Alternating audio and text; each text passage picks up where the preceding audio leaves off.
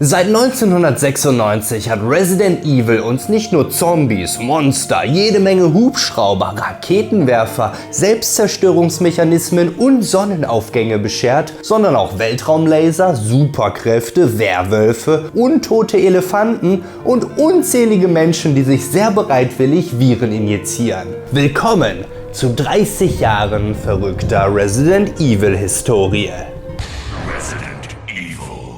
Unsere Geschichte beginnt am 23. Juli 1998, als der Zug Ecliptic Express des Pharmaunternehmens Umbrella von einem mysteriösen Schwarm Egel angegriffen wird. Alle Passagiere sterben. 2 Stunden darauf entsendet Raccoon City's Special Tactics and Rescue Service, kurz STARS, ihr Bravo-Team, um eine Reihe von kannibalischen Morden in den umliegenden Wäldern zu untersuchen. Das Team teilt sich auf, weil sie noch nie einen Horrorfilm gesehen haben, und ihre Sanitäterin Rebecca Chambers entdeckt den mitten im Wald angehaltenen Zug nun voller untoter Passagiere. Die Zombifizierung hat ihren Ursprung im vom Umbrella hergestellten T-Virus, der auf dem antiken afrikanischen Progenitor-Virus basiert. Dabei war die ursprüngliche Absicht gar nicht mal eine biologische Waffe herzustellen, sondern menschliche Zellen zu mutieren, um der menschlichen Rasse auf ihre nächste Evolutionsstufe zu verhelfen. Ein Experiment, das im militärischen Rahmen aber deutlich lukrativer zu werden versprach. Im Zug trifft Rebecca auf Billy Cohen, ein Marine, der seiner Inhaftierung seitens der Militärpolizei entkommen konnte. Doch ihr Kennenlernen wird von der plötzlichen und sehr rasanten Beschleunigung des Zugs unterbrochen, den sie in letzter Sekunde von einem Klippenrand umleiten können und so in einer verlassenen Umbrella-Trainingseinrichtung Bruch landen.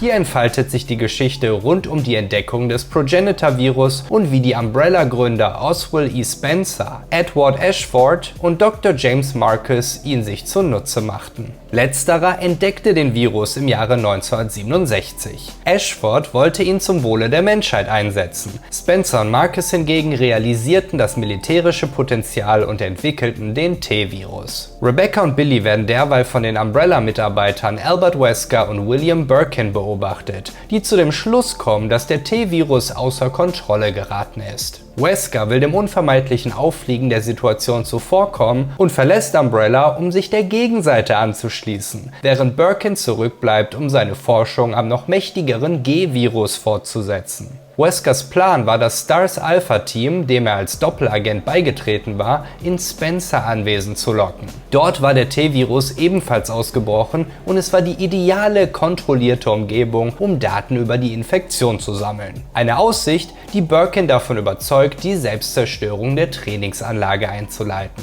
Rebecca derweil wird von Billy getrennt, trifft aber ihren Team-Captain Enrico Marini, der auf dem Weg zum Treffpunkt an einem nahegelegenen Anwesen war. Auf der Suche nach Billy kreuzt sich ihr Weg mit einem BOW, einer bioorganischen Waffe, das durch den T-Virus zu einem sogenannten Tyrant mutierte. Der wiedergefundene Billy hilft ihr, das Monster zu besiegen, und das nimmt die mysteriöse Gestalt, die sich bereits um den Zug herumgetrieben hatte, zum Anlass, aus den Schatten zu treten. Sie entpuppt sich als niemand Geringeres als Dr. James Marcus persönlich, der laut eigener Aussage vor 10 Jahren von Wesker und Birkin auf Spencers Befehl umgebracht worden war. Glücklicherweise kroch die Königin seiner experimentellen Egel in seinen Leichnam, absorbierte seine DNA und stellte seinen Körper wieder her, im Austausch für seine Erinnerung und seine Identität. Ein Geheimnis, für das Rebecca und Billy sterben sollten. Wesker derweil erreicht die Trainingseinrichtung ebenfalls und trifft dabei auf Spencers Leibwächter Sergei Wladimir,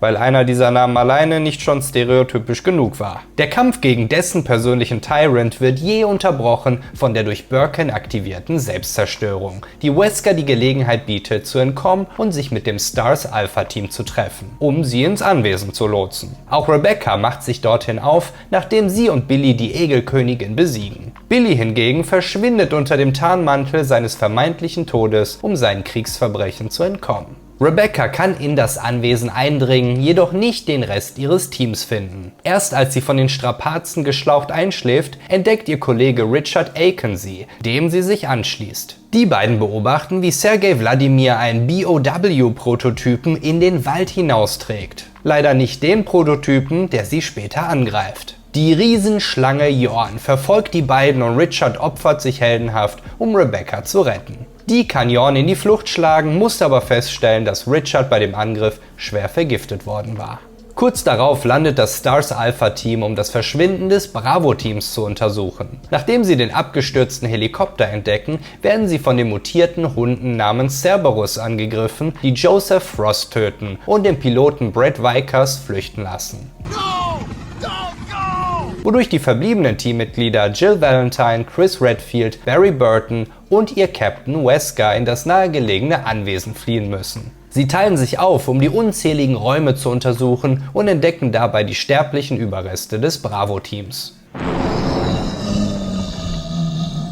Der noch lebendige Richard nutzt seine Gelegenheit, um schließlich doch noch den erstrebten Heldentod zu sterben, als er Jill vor der Riesenschlange rettet. Sie tut sich zeitweise mit Barry zusammen, während Chris auf Rebecca trifft. Die beiden Teams finden heraus, dass das Anwesen eine weitere Umbrella-Einrichtung war, die Oswald Spencer von einem gewissen George Trevor bauen ließ, dessen Familie entführt worden war, um an ihr den Progenitor-Virus auszuprobieren. Seine Tochter Lisa Trevor ist sogar noch am Leben, durch den Virus allerdings stark deformiert und die Polizisten nehmen Reißaus vor ihr. Nach dem Kampf gegen mutierte Riesenpflanzen und Haie entdecken sie schließlich Bravo-Captain Enrico Marini, der davon überzeugt ist, dass sie einen Verräter bei Stars beherbergten. Bevor er diesen jedoch enttarnen kann, fängt er sich eine Kugel ein. Der Keller des Anwesens verbirgt einen riesigen Laborkomplex, in dem das Team über Informationen zum Epsilon-Virus stolpert, der entwichen war und die Bewohner des Anwesens infiziert hatte. In den entsprechenden Unterlagen wird dann auch Wesker endlich als Doppelagent enttarnt, der die Stars-Teams als Versuchskaninchen einsetzte, um die Wirkungskraft der BOWs gegen bewaffnete Soldaten zu testen.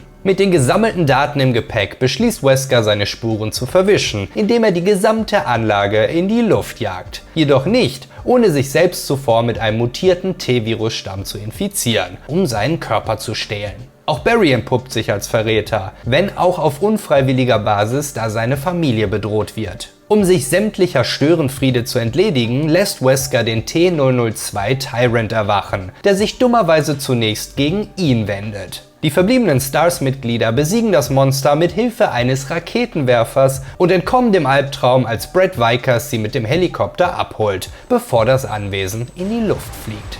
Dank des injizierten Virus überlebt Wesker den Angriff jedoch und entkommt dem Anwesen rechtzeitig, nachdem er noch auf Lisa Trevor trifft und sie endlich von ihrem Leiden erlöst. 2 Monate später sehen 8 Besucher in Jay's Bar in Raccoon City einen Bericht über die zugenommene Gewalt in der Stadt, nur um direkt im Anschluss von einem infizierten Mann besucht zu werden, der den Barkeeper beißt und umbringt. Die anderen können entkommen, müssen allerdings feststellen, dass sie scheinbar verdammt lange gesoffen hatten und die Stadt inzwischen vollkommen von Zombies überrannt ist. Am örtlichen Einkaufscenter angelangt, müssen sie mit ansehen, wie die Polizisten überrannt werden, die Sprengladungen zur Verteidigung vorbereitet hatten. Eine Aufgabe, die nun den zusammengewürfelten Zivilisten zuteil wird. Sie entkommen der Stadt, gerade als zusätzliche Einsatzkräfte eintreffen, um die Katastrophe einzudämmen. 2 Feuerwehrleute schließen sich den Überlebenden aus der Bar an und einer Evakuierungsnotiz folgend finden sie sich im Raccoon City Zoo wieder, der etliche mutierte Tiere beherbergt, bevor sie Zeuge des Absturzes des Evakuierungshelikopters werden.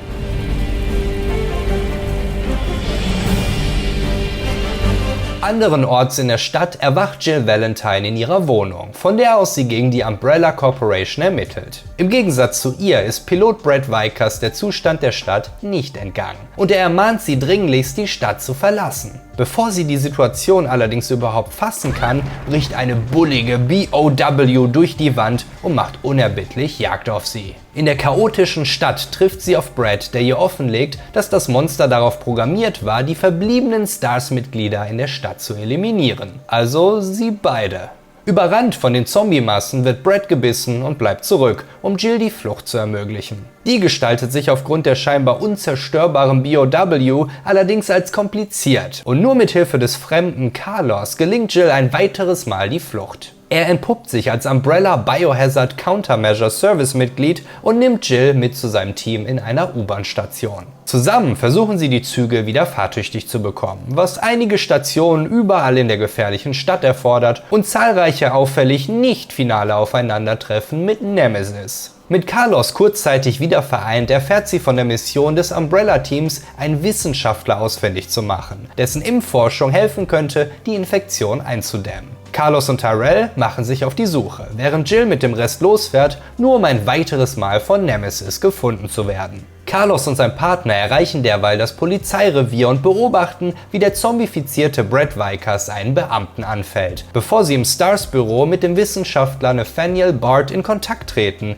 der sich im Krankenhaus verschanzt hat. Vor den Zombies und vor Umbrella, die systematisch alle Forscher umbringen lassen, um ihre Beteiligung an der Katastrophe zu verschleiern. Jill kann sich aus der entgleisten U-Bahn befreien, nur um erneut von einem noch heftiger mutierten Nemesis angegriffen zu werden. Sie kann sich behaupten, allerdings nicht ohne im letzten Moment von dem Monster infiziert zu werden. Zur selben Zeit ist Claire Redfield auf der Suche nach ihrem Bruder Chris und hält an einer Tankstelle, wo sie auf den Polizisten Leon Kennedy trifft, der sie vor einem Zombie rettet. Zusammen flüchten sie in die Stadt hinein, doch bevor sie realisieren können, dass das eine dumme Idee war, werden sie von einer Explosion getrennt und fortan von einem weiteren Tyrant, dem T-103, durch die Stadt gejagt. Sich in unterirdische Tunnel flüchten, trifft Claire auf die junge Sherry Birkin, wird allerdings von einer mutierten Kreatur im Laborkittel angegriffen. Die beiden Ladies können entkommen und flüchten ins Polizeirevier, wo der korrupte Polizeipräsident Brian Irons bereits auf sie wartet und Sherry entführt. Dabei verliert sie allerdings ein Amulett, das Irons braucht, weshalb er Claire später telefonisch auffordert, es ihr zu bringen. Als auch Leon im Revier eintrifft, begegnet er der FBI-Agentin Ada Wong sowie dem Reporter Ben Bertolucci,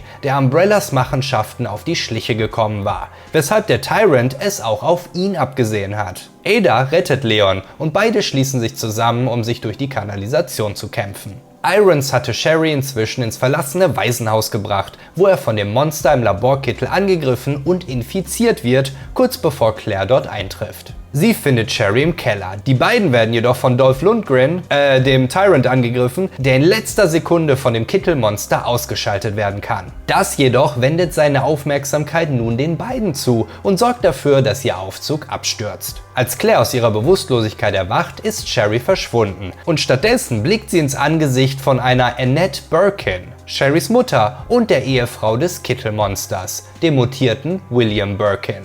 Der hatte versucht, mit dem G-Virus zu entkommen, um es ans US-Militär zu verkaufen, als er von Umbrella-Soldaten entdeckt und erschossen wurde. In seinen letzten Momenten injiziert er sich selbst das G-Virus. Die darauf folgende Mutation und der Kontrollverlust haben zur Folge, dass Birkin seine Angreifer ermordet und dabei auch die restlichen Virusproben zerstört, die den Ausbruch in Raccoon City zur Folge hatten. Claire entdeckt Sherry, muss aber feststellen, dass auch sie infiziert ist. William hatte sie aufgrund ihrer ähnlichen DNA gejagt, um das Virus weiterzugeben. Annette glaubt, ihre Tochter in einer Umbrella-Einrichtung namens Nest retten zu können. Leon und Ada treffen kurz darauf ebenfalls auf sie, woraufhin die FBI-Agentin enthüllt, dass sie hinter dem G-Virus her ist. Bei Annettes Versuch zu entkommen, wirft Leon sich heldenhaft vor Ada und fängt sich eine Kugel ein. Als er wieder zu sich kommt, kann er die vorgepreschte Ada erneut retten und sie zur Nest-Einrichtung begleiten, um den Virus sicherzustellen. Und es sollte sich für Leon lohnen.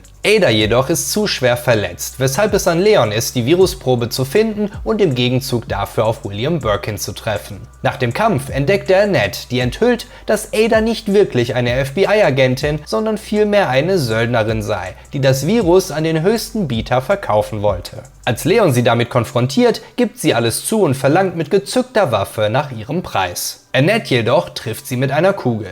Leon versucht Ada vor dem Sturz von der Brücke zu retten, wobei ihm der Virus aus der Tasche fällt, kurz bevor er auch Ada nicht mehr halten kann. Mit Hilfe von Sherrys Amulett kann Claire derweil das gefundene Gegenmittel erreichen, das Annette ihrer Tochter injiziert, während Claire sich William ein weiteres Mal im Kampf stellt. Sie ist Sieg und Annette erfolgreich, nur um unmittelbar darauf den von ihrem Ehemann zugefügten Verletzungen zu erliegen. Wie es Tradition ist, wird auch in dieser Einrichtung ein Selbstzerstörungsmechanismus aktiviert, dem Claire mit Sherry in einem Evakuierungszug entkommt, nachdem sie sich ein weiteres Mal mit William herumschlagen muss. Leon trifft hingegen auf das andere, scheinbar unbesiegbare Monster, den Tyrant, und in Anlehnung an den ersten Teil kann er ihn mit einem Raketenwerfer besiegen. Zugeworfen von Ada, die den Sturz in den bodenlosen Abgrund scheinbar überlebt hatte. Leon entkommt der Einrichtung rechtzeitig, um auf den fahrenden Zug aufzuspringen und Claire im Kampf gegen William Birkins finale Form zu helfen. Die drei entkommen der Stadt und schwören sich,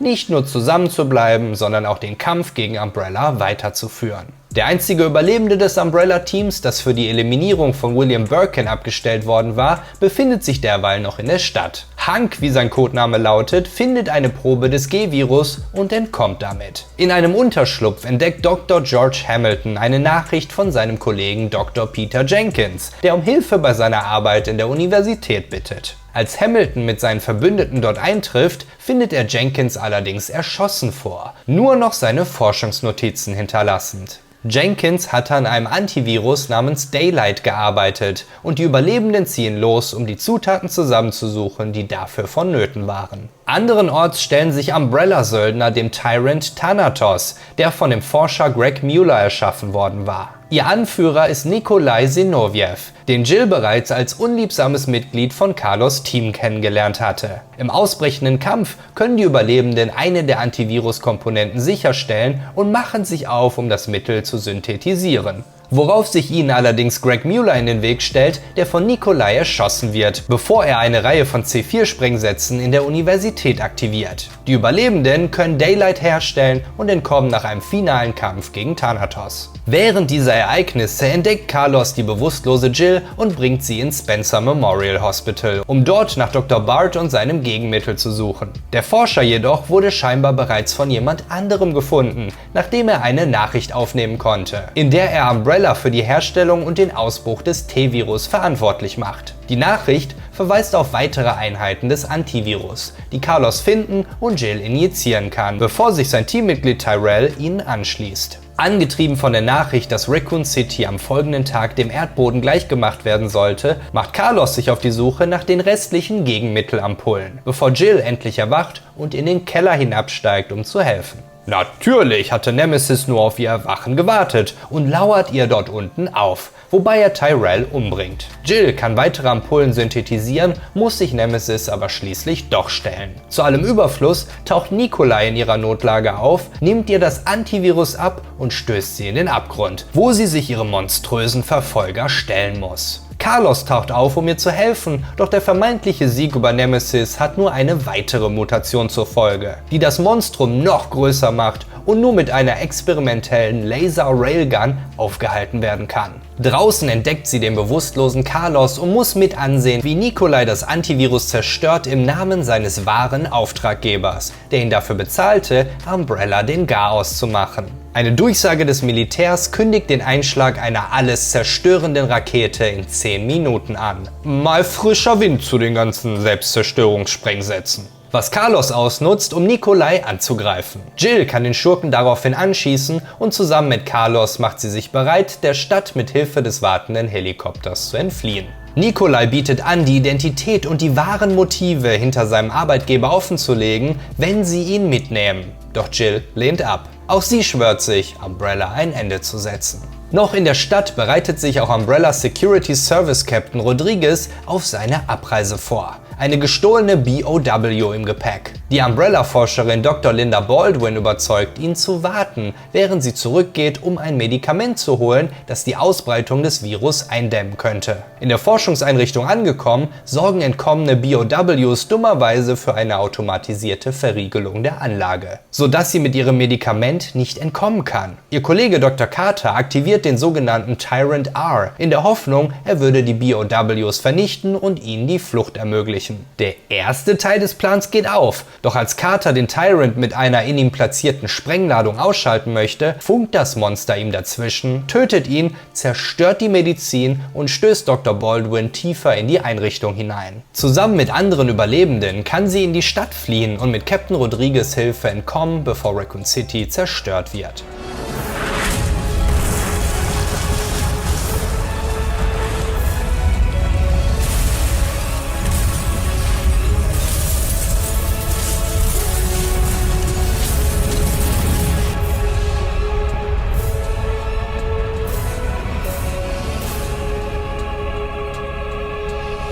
Zur selben Zeit entkommt auch die verletzte Ada der Kanalisation und plant sich mit ihrem Kontakt von Umbrellas Konkurrenz zu treffen, findet ihn allerdings tot vor, nachdem er Selbstmord begangen hat. Albert Wesker schaltet sich hinzu und beschuldigt sie, ihre Mission vernachlässigt zu haben, um Leon zu helfen.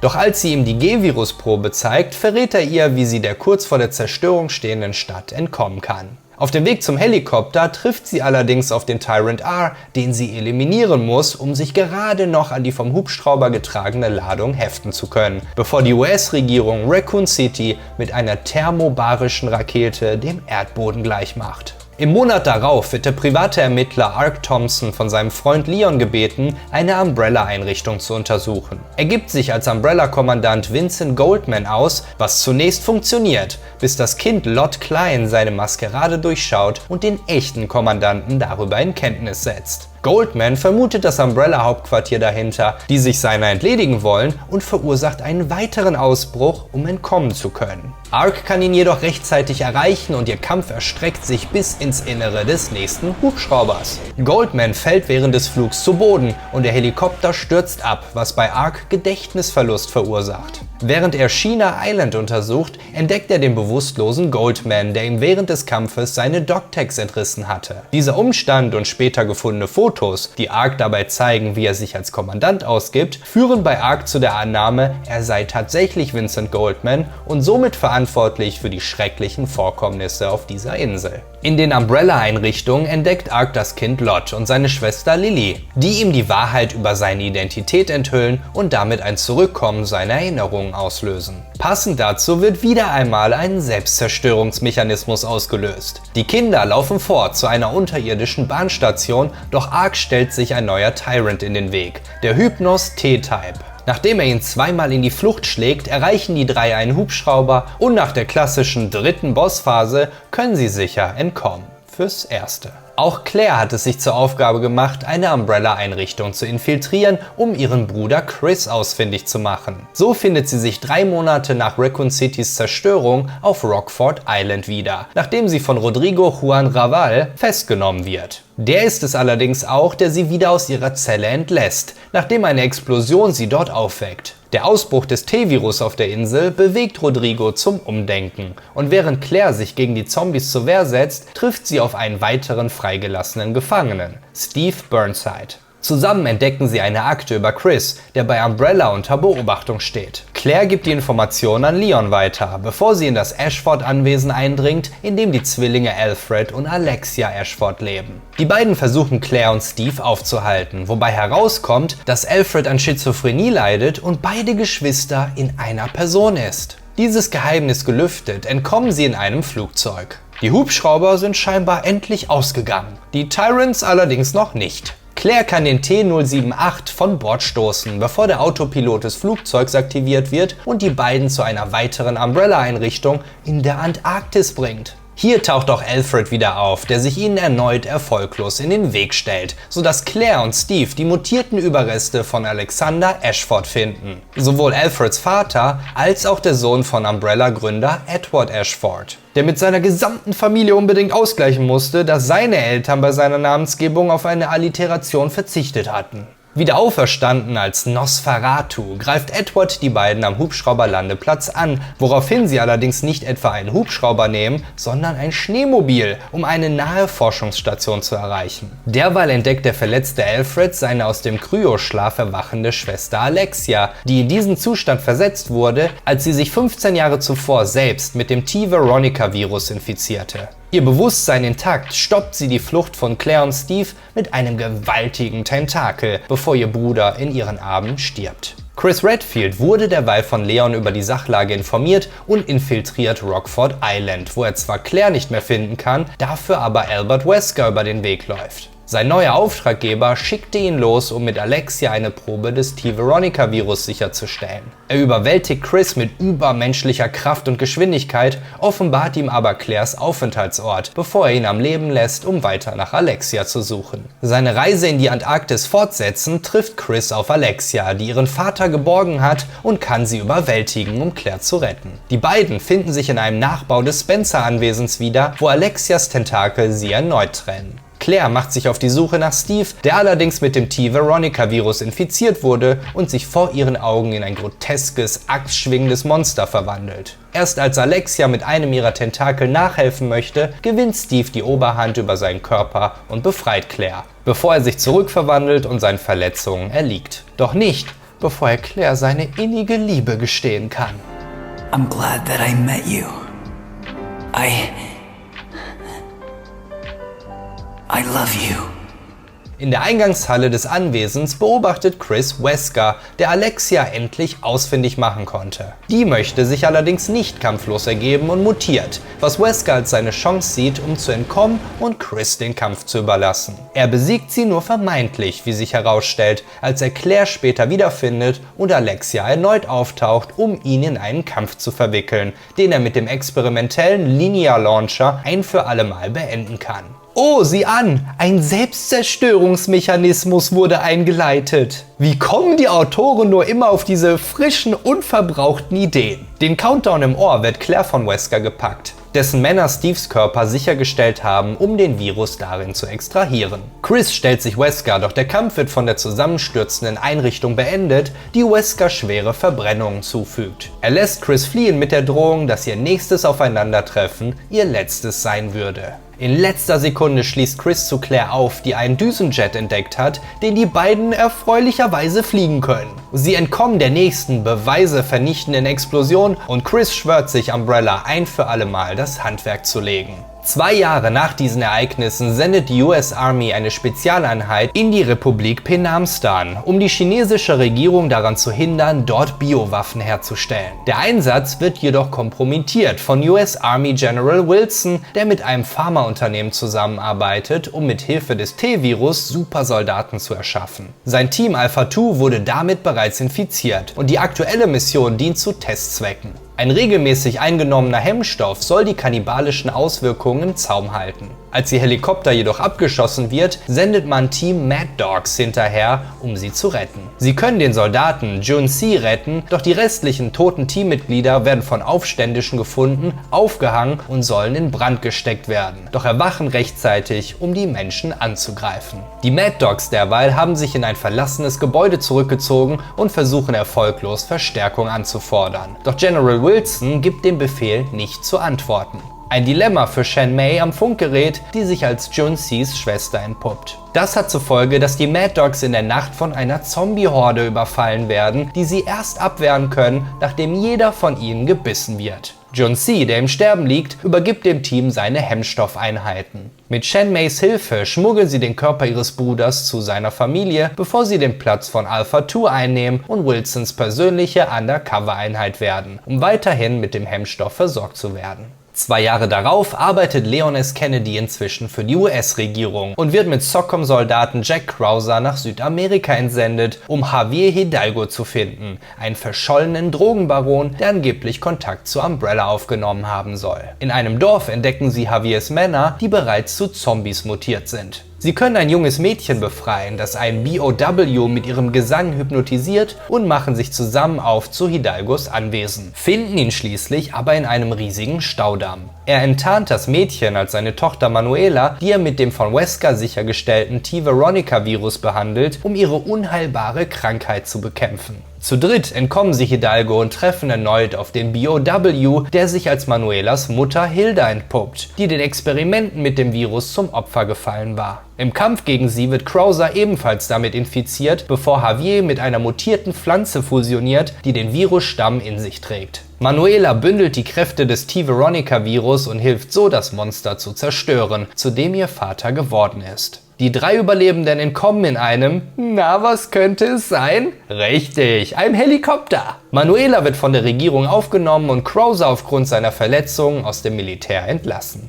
Nach den Ereignissen in Südamerika findet sich der in Ungnade gefallene ehemalige Umbrella-Mitarbeiter Morpheus D. Duval an Bord des firmeneigenen Spencer Range Schiffs wieder. Er fordert ein Lösegeld von $1 Milliarde von der amerikanischen und chinesischen Regierung, da er andernfalls das Virus großflächig freilassen würde. Die US-Regierung sendet Bruce McGivern, während China ihre Spezialagentin Fong Ling schickt. Im entbrannten Kampf wird Morpheus verletzt und verabreicht sich eine Mischung aus dem T-Virus und einem Antikörper des G-Virus. Er mutiert daraufhin zwar, kann sein Bewusstsein aber erhalten. Bruce und Fong Ling müssen jedoch nicht nur gegen ihn, sondern auch gegen einen ausgebrochenen Tyrant, den 091, kämpfen, bevor sie auf eine Insel entkommen können, die sich als Entsorgungsanlage für fehlgeschlagene BOW-Experimente entpuppt. Chinas Regierung hintergeht Fong Ling und Bruce muss den Ortungschip aus ihrem Arm schneiden, bevor sie von einem Satellitenangriff pulverisiert werden kann. Im Herzen der Einrichtung treffen sie erneut auf Morpheus, dessen G-Virus-Komponente die Oberhand gewinnt und es Bruce ermöglicht, genug Schaden zu verursachen, um das Monster zu töten. Bruce und Fong Ling entkommen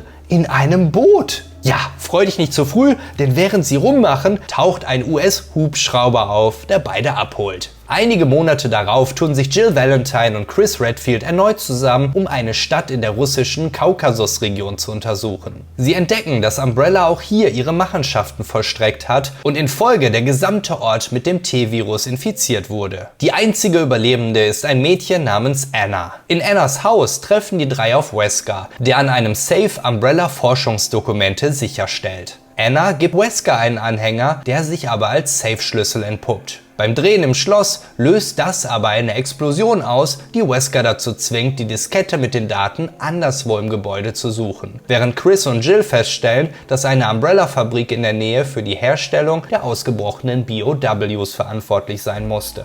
Mit einem Team aus Aktivisten stürmen sie die Anlage, die sich aber noch unter der Kontrolle von Sergei Wladimir befindet, der den T-Virus und die mächtigsten BOWs freilässt. Darunter fällt auch Umbrellas mächtigster Tyrant, das Tyrant Armored Lethal Organic System, kurz Talos.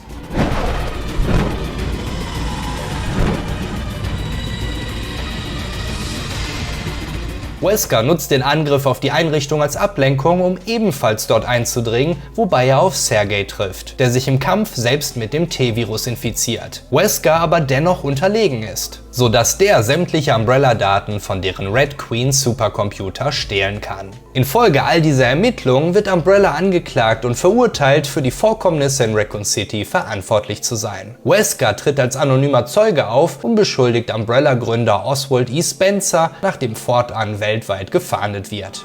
Soon, Umbrella will be gone forever. Ein Jahr darauf wird die schwimmende Stadt Terra Grigia von den Bioterroristen Il Veltro angegriffen. Die Bundesbehörde für Bioterrorismus fragt Unterstützung bei der unabhängigen Bioterrorism Security Assessment Alliance an, kurz BSAA, die von Jill Valentine und Chris Redfield mitgegründet worden war. Doch auch sie sind den durch die Straßen wütenden BOWs nicht gewachsen, sodass Regierungsmitglieder die Zerstörung der Stadt in Auftrag geben. Widerwillig wird die Bundesbehörde mit der Evakuierung beauftragt, angeführt von ihrem Agenten Parker Luciani und Jessica Sherwood. Zeitgleich versucht die Menschenrechtsorganisation TerraSafe sämtliche Überlebenden zu retten, bevor die Stadt zerstört wird. Ihr Mitglied Neil Fisher kann das junge Mädchen Natalia in Sicherheit bringen, deren Eltern getötet wurden. Er gibt ihr einen Teddybären, den sie Lottie tauft. Die Stadt kann rechtzeitig evakuiert werden und der Plan, sie zu zerstören, wird in die Tat umgesetzt. Mit dieser Entscheidung nach wie vor nicht einverstanden, kündigen Parker und Jessica und schließen sich der BSAA an, die die Zerstörung versucht hatte zu verhindern. Einige Monate darauf wird Leon S. Kennedy in ein entlegenes Dorf in Spanien geschickt, um dort nach der entführten Präsidententochter Ashley Graham zu suchen. Sie wurde von einer Sekte namens Los Illuminados entführt, die scheinbar auch dafür verantwortlich sind, die örtlichen Dorfbewohner mit einem gedankenkontrollierenden Parasiten namens Las Plagas zu infizieren. Ein Parasit, der auch Wesker interessiert, weshalb er Ada Wong ebenfalls dorthin schickt, um Informationen zu sammeln. Sie sieht Leon gegen den Mob von besessenen Dorfbewohnern kämpfen und läutet die örtliche Kirchenglocke, um sie abzulenken. Das ermöglicht Leon, Louis Serra zu entdecken, der in Wahrheit ein Forscher in Weskers Organisation ist. Doch die beiden werden gefangen und der Sektenanführer Osmond Sadler infiziert Leon mit dem Parasiten. Als Leon auf seiner Suche nach Ashley vom Los Illuminados Priester Vitores Mendes angegriffen wird, rettet Ada ihn erneut mit einem Ablenkungsmanöver. Trotz der stärker werdenden Anzeichen seiner Infektion kann Leon Ashley befreien. Nur um zu erfahren, dass auch sie mit dem Parasiten infiziert wurde. Der Plan der Sekte ist es, sie beide gehen zu lassen, um den Parasiten sich im Weißen Haus ausbreiten zu lassen. Die beiden suchen Unterschlupf in einer nahen Burg, die allerdings von Ramon Salazar bewohnt wird, der zwar ebenfalls mit dem Parasiten infiziert ist, dessen Weiterentwicklung ihm aber gestattet, sein Bewusstsein zu behalten und andere Infizierte zu kontrollieren. In den verwinkelten Fluren der Burg werden Ashley und Leon getrennt und als sie wieder zusammenfinden, taucht auch Louis auf mit einem Mittel, um die Ausbreitung des Parasiten in ihren Körpern zu bremsen. Doch er wird von Saddler erstochen, der die Las Plagas-Probe an sich nimmt, die Louis für Ada besorgt hatte. Die Medizin gewährt den beiden Amerikanern einen Aufschub, doch die Erleichterung ist nur von kurzer Dauer, als Ashley ein weiteres Mal entführt und zu einer Insel transportiert wird. Ada, immer noch auf der Jagd nach der Probe, bietet Leon ihre Hilfe an und bringt ihn zur Insel, wo sie sich geschickt abkapselt und Jack Krauser trifft, ebenfalls einer von Weskers Leuten. Wie sie im Gespräch mit ihrem Auftraggeber erfährt, ist dessen Mission allerdings, Leon umzubringen. Gerade als Leon Ashley in der Einrichtung findet, taucht auch Saddler auf und demonstriert, dass der Parasit den Punkt erreicht hat, der für die Kontrolle über sie notwendig ist. Er lässt Leon bewegungsunfähig zurück, während Ashley ihm bereitwillig folgt. Auf der erneuten Suche nach ihr greift Jack Krauser seinen alten Partner an und kann nur von Adas erneutem Eingreifen davon abgehalten werden, ihn umzubringen. Als er und Krauser erneut aufeinandertreffen, ist Leon aber vorbereitet und kann den nun mutierten Ex-Soldaten besiegen. Vermeintlich, denn erst Ada gibt ihm später den Gnadenstoß, als er sich ihr in den Weg stellt. So kommt sie noch rechtzeitig, um Leon ein weiteres Mal zu retten, als der droht, Saddler im Kampf zu unterliegen. Hier hat man das Jungfrau in Nöten-Klischee aber komplett und dann noch zweimal umgedreht. Leon jedenfalls kann mit Ashley entkommen, während sich Ada mit Saddler auseinandersetzt, der sie schließlich in falscher Sicherheit wiegt und gefangen nimmt. Praktischerweise entdecken Leon und Ashley rein zufällig ein Gerät, um die Las Plagas aus ihrem Körper zu entfernen, und mit dieser neu gewonnenen Gesundheit kann Leon sich ein letztes Mal Saddler stellen und ihn mit Hilfe der befreiten Ada besiegen. Die zeigt ihr wahres Gesicht, als sie Leon die gefundene Parasitenprobe unter vorgehaltener Waffe abnimmt und natürlich mit einem Helikopter entkommt. Während sie Leon Schlüssel für einen Jetski überlässt, den er erreichen muss, bevor die Insel sich natürlich selbst zerstört. Und so folgt natürlich eine weitere Fahrt in den Sonnenaufgang hinein. Soon, the sun will set on the age of man. Weitere Monate später wird die Bundesbehördenagentin Rachel Foley samt ihrem Partner Raymond Vesta auf das verlassene Kreuzfahrtschiff Queen Zenobia geschickt, um dort die mögliche Rückkehr der Terroristenvereinigung Il Veltro zu untersuchen. Rachel wird von den Opfern eines neuen T-Abyss-Virus überrascht und getötet. Das hat zur Folge, dass die BSAA sich einschaltet und Parker Luciani mit Jill Valentine aussendet, da das Schiff auch die letzte bekannte Position ihrer Kollegen Chris Redfield und Jessica Sharawat ist. Das entpuppt sich allerdings als hinterlistige Falle von Il Veltro. Chris und Jessica befinden sich nämlich in einem Gebirge in Europa, wo sie eine Basis der Terroristen entdecken. Ihr Vorgesetzter erreicht sie aber endlich und informiert sie über den abgebrochenen Kontakt mit Jill und Parker, weshalb auch sie sich zum Schiff aufmachen. Die beiden hingegen erwachen dort nach der hinterlistigen Gasattacke und treffen auf der Brücke Raymond Vesta, der den Grund für seine Anwesenheit verschleiert hält. Im Kommunikationsraum werden sie Zeuge von einer Übertragung des Il Veltro-Anführers Jack Norman, der damit droht, ein Fünftel der globalen Wasserversorgung mit dem T-Abyss-Virus zu infizieren.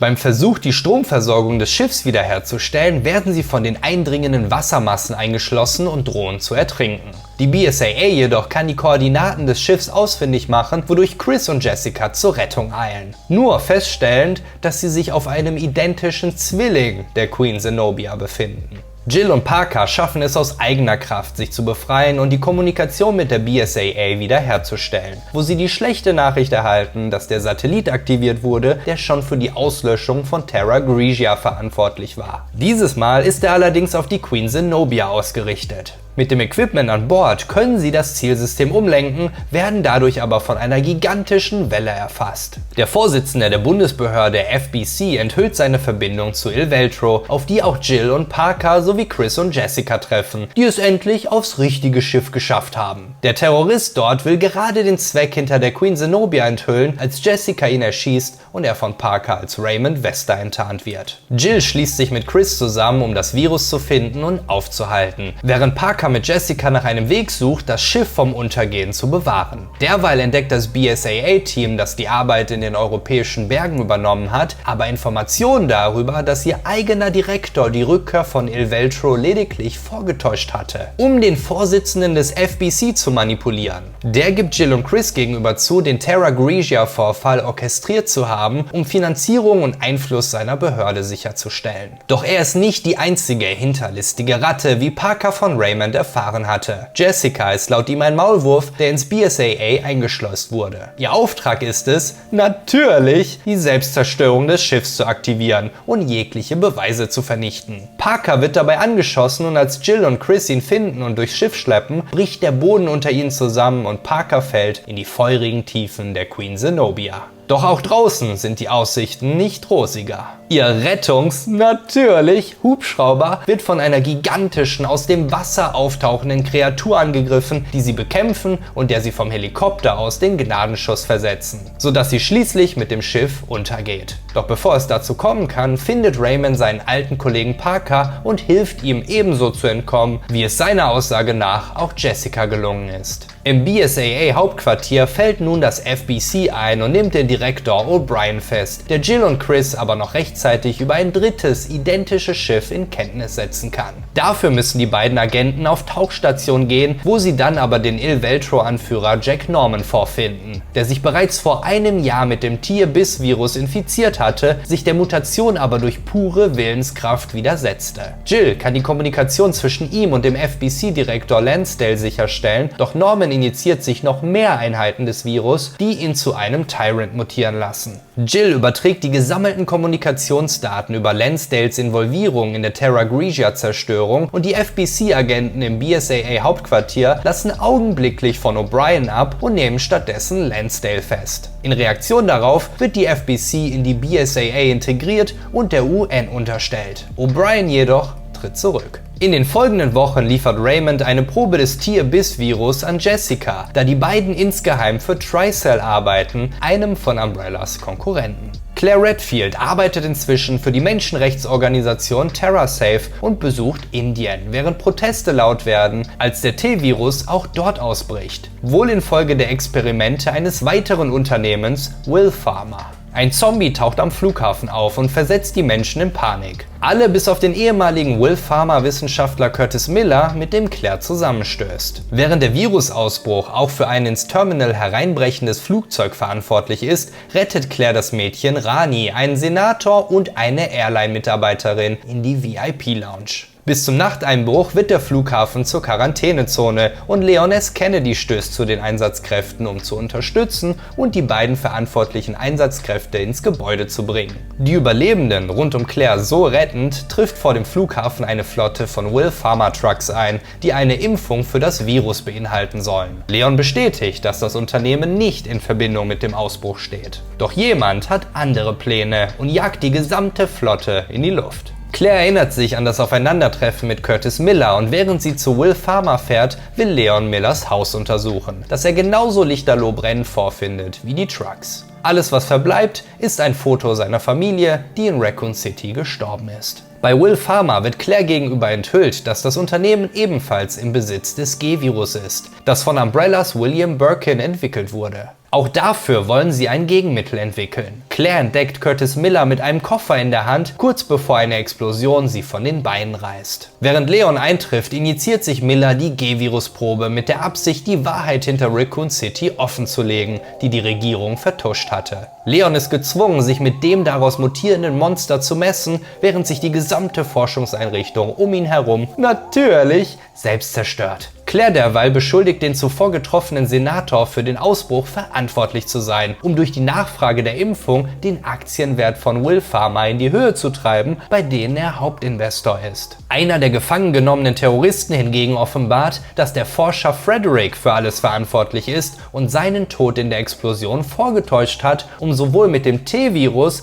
als auch mit der Impfung und den G-Virus-Daten zu entkommen und sie gewinnbringend zu verkaufen. Die Gruppe kann ihn aber festnehmen und die Proben sicherstellen. Der Senator wird in seinem Büro umgebracht, die Daten auf seinem Computer gelöscht und Tricell kauft die Überreste von Will Pharma auf, in dessen Ruinen sie ein Stück von Curtis Millers mutiertem Schwanz entdecken. Im darauf folgenden Jahr wird Claire in ein Flüchtlingslager in Panamstan geschickt, während Leon im Weißen Haus auf Army-Veteranen trifft, die genau dort gedient haben. Jason aus dem Mad Dogs Team und die Kommunikationsexpertin Shan May. Präsident Graham, Ashleys Vater, empfängt sie und gibt ihnen den Auftrag, den Urheber einer Cyberattacke ausfindig zu machen, die höchstwahrscheinlich von einem Mitarbeiter des Weißen Hauses durchgeführt worden war. Gerade als Leon dazustößt, fällt der Strom aus und Zombies tauchen in den Fluren auf. Die Gruppe beschützt den Präsidenten und säubert das Weiße Haus von Zombies. Die Cyberattacke fokussierte sich auf Daten in Bezug auf eine Bioforschungseinrichtung in Shanghai, die Leon, Jason und Shan May untersuchen sollen, während Claire die Geschehnisse in Panamstan untersucht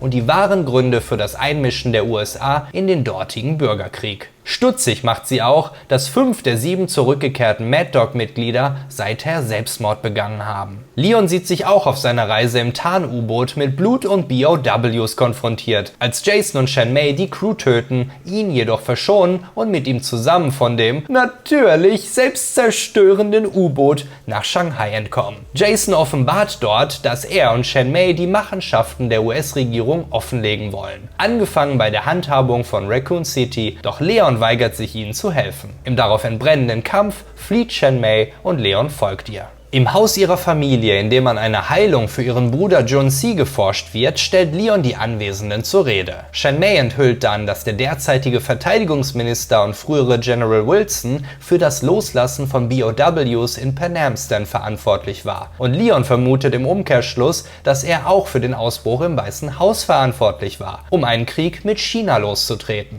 Doch bevor sie näher darauf eingehen können, wird das Gebäude angegriffen und lediglich Leon und Shan May überleben. Claire derweil will Minister Wilson bezüglich der Selbstmorde seiner ehemaligen Soldaten zur Rede stellen, doch der ignoriert sie, um sie anschließend entführen zu lassen. Eine Spende an TerraSafe soll ihr Schweigen erkaufen, was sie natürlich ablehnt. Dadurch erfährt sie, dass Wilson plant, seine Supersoldatenformel in dem Krieg, den er versucht loszutreten, an den Mann zu bringen und anschließend mit dem dazugehörigen Hemmstoff ein Vermögen zu verdienen. Das entgeht auch Jason nicht, der sich Zugang zum Labor verschafft hat und sich von der Mutation in ihm übermannen lässt, sodass er Wilson beißen und mit seinem eigenen Virus infizieren kann. Auch Leon und Shan May treffen ein und letztere versucht an ihren Partner zu appellieren, mit ihr zusammen die Machenschaften zu enthüllen. Doch Jason will sich in seiner Monsterform der Öffentlichkeit zeigen, um sie in Angst und Schrecken zu versetzen, und tötet zu diesem Zweck letztlich auch Shan May.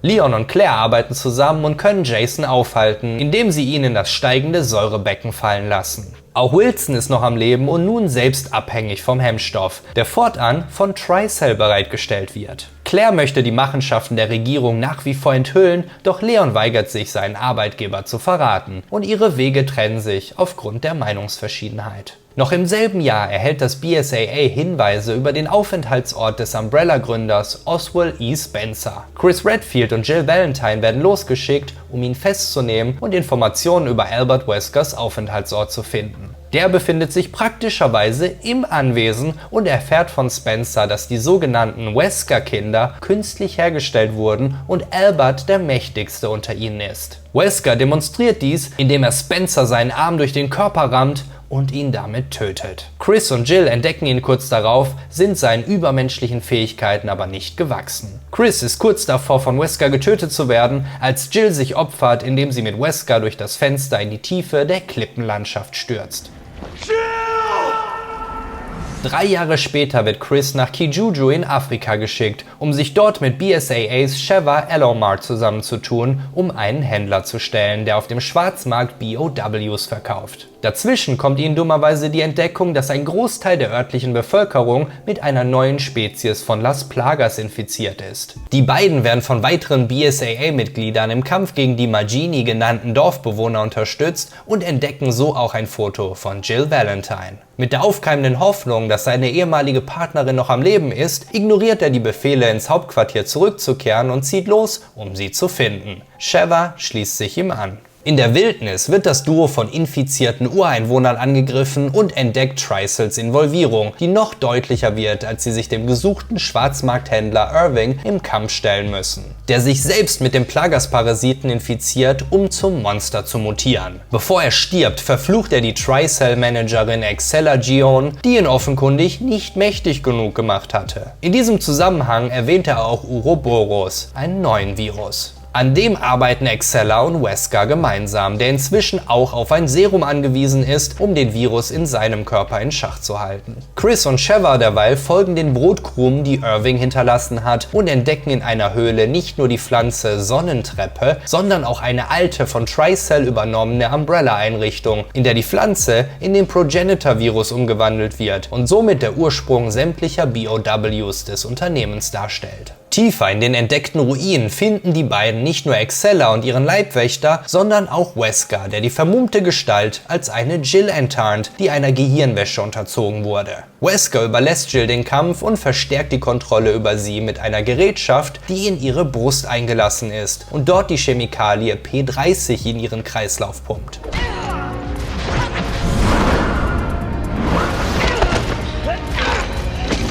Chris und Sheva können Jill übertrumpfen und das Gerät von ihrer Brust reißen, um sie so auch von der Gedankenkontrolle zu befreien. Sie schickt Chris und Sheva los, um Wesker aufzuhalten. Der plant, das Ouroboros-Virus auf die Welt loszulassen, um als Anführer über eine neue Spezies von Menschen regieren zu können. Sie folgen ihm auf ein Frachtschiff, wo Excella ihnen nur haarscharf entkommt, allerdings nicht, ohne Weskers Serum fallen zu lassen. Auch sie wird schließlich infiziert und vom Virus verzehrt, der sich mit einem Leichenberg verbindet und zu einem gigantischen Monster wächst, das Chris und Sheva nur mit Hilfe eines Satellitenlasers ausschalten können. Von Jill erfahren sie, dass eine Überdosis von Weskers Serum seine übermenschlichen Fähigkeiten schwächen sollte. Doch auch nach dem Injizieren sind sie ihm nicht gewachsen. Dennoch flieht er, um von einem Flugzeug aus das Virus zu verbreiten. Doch nicht, bevor es auch Chris und seine Partnerin an Bord schaffen. Eine weitere injizierte Dosis des Serums führt dazu, dass Wesker aus dem Flugzeug fällt, das in einem aktiven Vulkanbruch landet. Ein beliebter Schauplatz im Finale von Capcom-Spielen, wie du auch in diesem Video sehen kannst. Der geschwächte Wesker bricht eine der Raketen des Flugzeugs auf und infiziert sich mit einer gewaltigen Dosis des Ouroboros-Virus, um zu einem Monster zu mutieren, das seinem Charakter angemessen ist. Sheva und Chris navigieren um das fließende Magma herum und Chris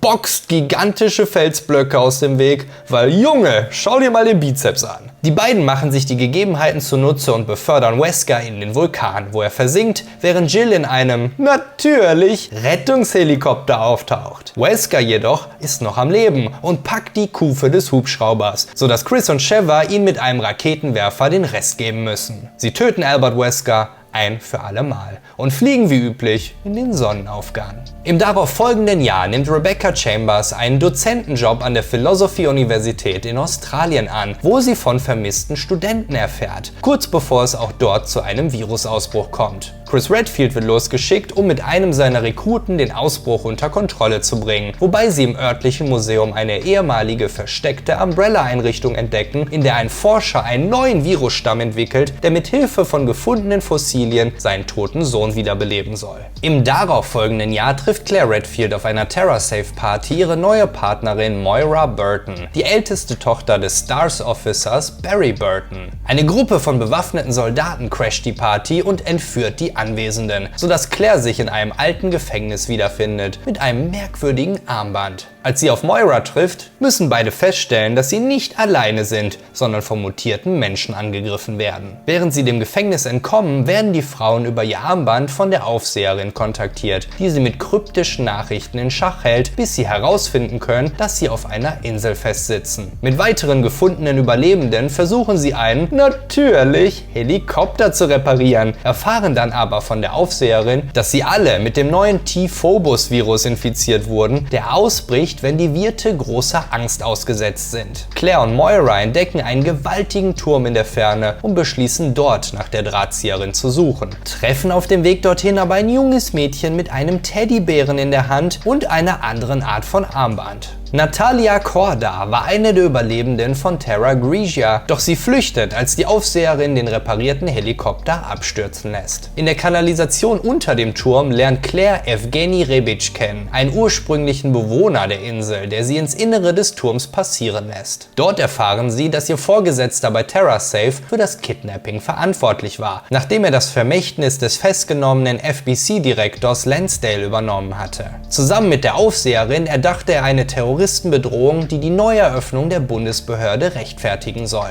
Die Aufseherin hingegen verfolgt eigene Pläne und Claire beobachtet, wie sie den TerraSafe-Manager Neil mit dem Virus infiziert. Claire und Moira finden ihn, gerade als er zum Monster mutiert und im Kampf gegen Claire die Oberhand gewinnt. Moira, die als Kind mit der Waffe ihres Vaters versehentlich ihre Schwester Polly verletzt hatte, fürchtet Schusswaffen, doch überwindet ihre Angst, um Claire zu retten.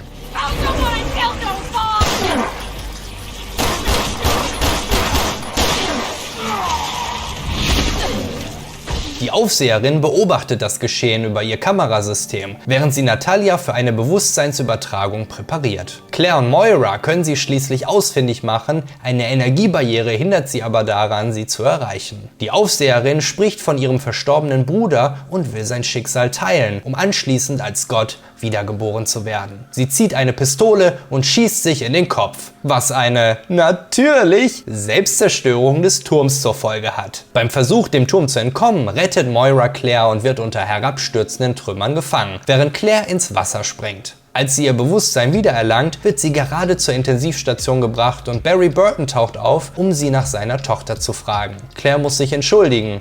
Moira hatte es nicht geschafft. Hat sie aber wohl, denn Evgeny kam zur Rettung. Er weigert sich allerdings, ihr zu helfen, die Insel zu verlassen, bietet ihr aber stattdessen an, ihr beizubringen, wie man auf der Insel überlebt. Nach 6 Monaten jedoch wird die Nahrung knapp, als sich die Monster zunehmend ausbreiten. Dabei entdeckt Evgeny auch Hinweise darauf, dass seine Tochter Irina ebenfalls dem Virus zum Opfer gefallen war. So seinen Frieden findend, schließt er sich ein und gibt sich der tödlichen Krankheit hin, gegen die er angekämpft hatte. Zur selben Zeit erwacht Natalia und befreit sich aus der merkwürdigen Apparatur, um kurz darauf im Komplex auf eine finstere Kopie von sich zu treffen. Die bietet ihre Hilfe bei der Suche nach Natalias Teddy Lottie an und zusammen finden sie das Plüschtier. Doch Lottie entpuppt sich als nichts weiter als ein Werkzeug, das dem Bewusstsein der Aufseherin helfen soll, die Kontrolle über Natalias Körper zu erlangen. Die erwacht aus der Vision und sieht ein kleines Boot am Strand ankommen. Barry Burton weigert sich, den Verlust seiner Tochter zu akzeptieren und macht sich auf die Suche nach ihr, wobei sich Natalia ihm anschließt. Die entpuppt sich nämlich als äußerst nützlich, da sie in der Lage ist, die Monster der Insel zu erspüren. So gelingt es ihnen, den Turm zu erreichen, indem sie ein Foto von Albert Wesker und einer Frau an seiner Seite entdecken, bei der es sich laut Natalia um Alex Wesker handelt, die einzig Überlebende der Wesker-Kinder. Und die ist es auch, die in diesem Augenblick auftaucht, von Mutationen entstellt, da ihr Selbstmordversuch nicht nach Plan gelaufen war. Der Moment zwischen dem Auslösen des Abzugs und dem Eindringen der Patrone in ihr Hirn hatte eine derart große Angst ausgelöst, dass der T-Phobos-Virus die Oberhand übernahm und ihr Überleben sicherte. Indem er weitere Trümmer auf sie herabstürzen lässt, kann er mit Natalia entkommen. In der Kanalisation entdecken sie Evgenys Leiche und Moiras Handy, auf dem sie eine Nachricht für Barry aufgenommen hatte, die ihn dazu treibt, Rache für seine Tochter an Alex Wesker üben zu wollen. Durch einen Überraschungsangriff jedoch wird Barry von dem Kind getrennt, das Alex nun würgt, um ihrem Bewusstsein die Chance zu geben, die Kontrolle zu übernehmen. Beim Blick in Natalias Augen wird Alex jedoch von Angst gepackt und flieht. Die wie wiedergeboren wirkende Natalia führt Barry über die Insel in Alex Weskers Versteck, die sich in die Ecke gedrängt zusätzlich mit dem Uroboros-Virus infiziert, um den Kampf mit ihren frisch gewachsenen Tentakeln aufzunehmen. Nur mit der Hilfe der auftauchenden Moira gelingt Barry und Natalia die Flucht, auch wenn Alex die Verfolgung aufnimmt. In letzter Sekunde taucht glücklicherweise Claire in einem, natürlich, Helikopter auf. Und mit einem Scharfschützengewehr bewaffnet unterstützt sie Barrys Kampf gegen das Monster, bevor sie den Move ihres Bruders kopiert und auch dieser Wesker mit einem Raketenwerfer ein für alle Mal pulverisiert wird.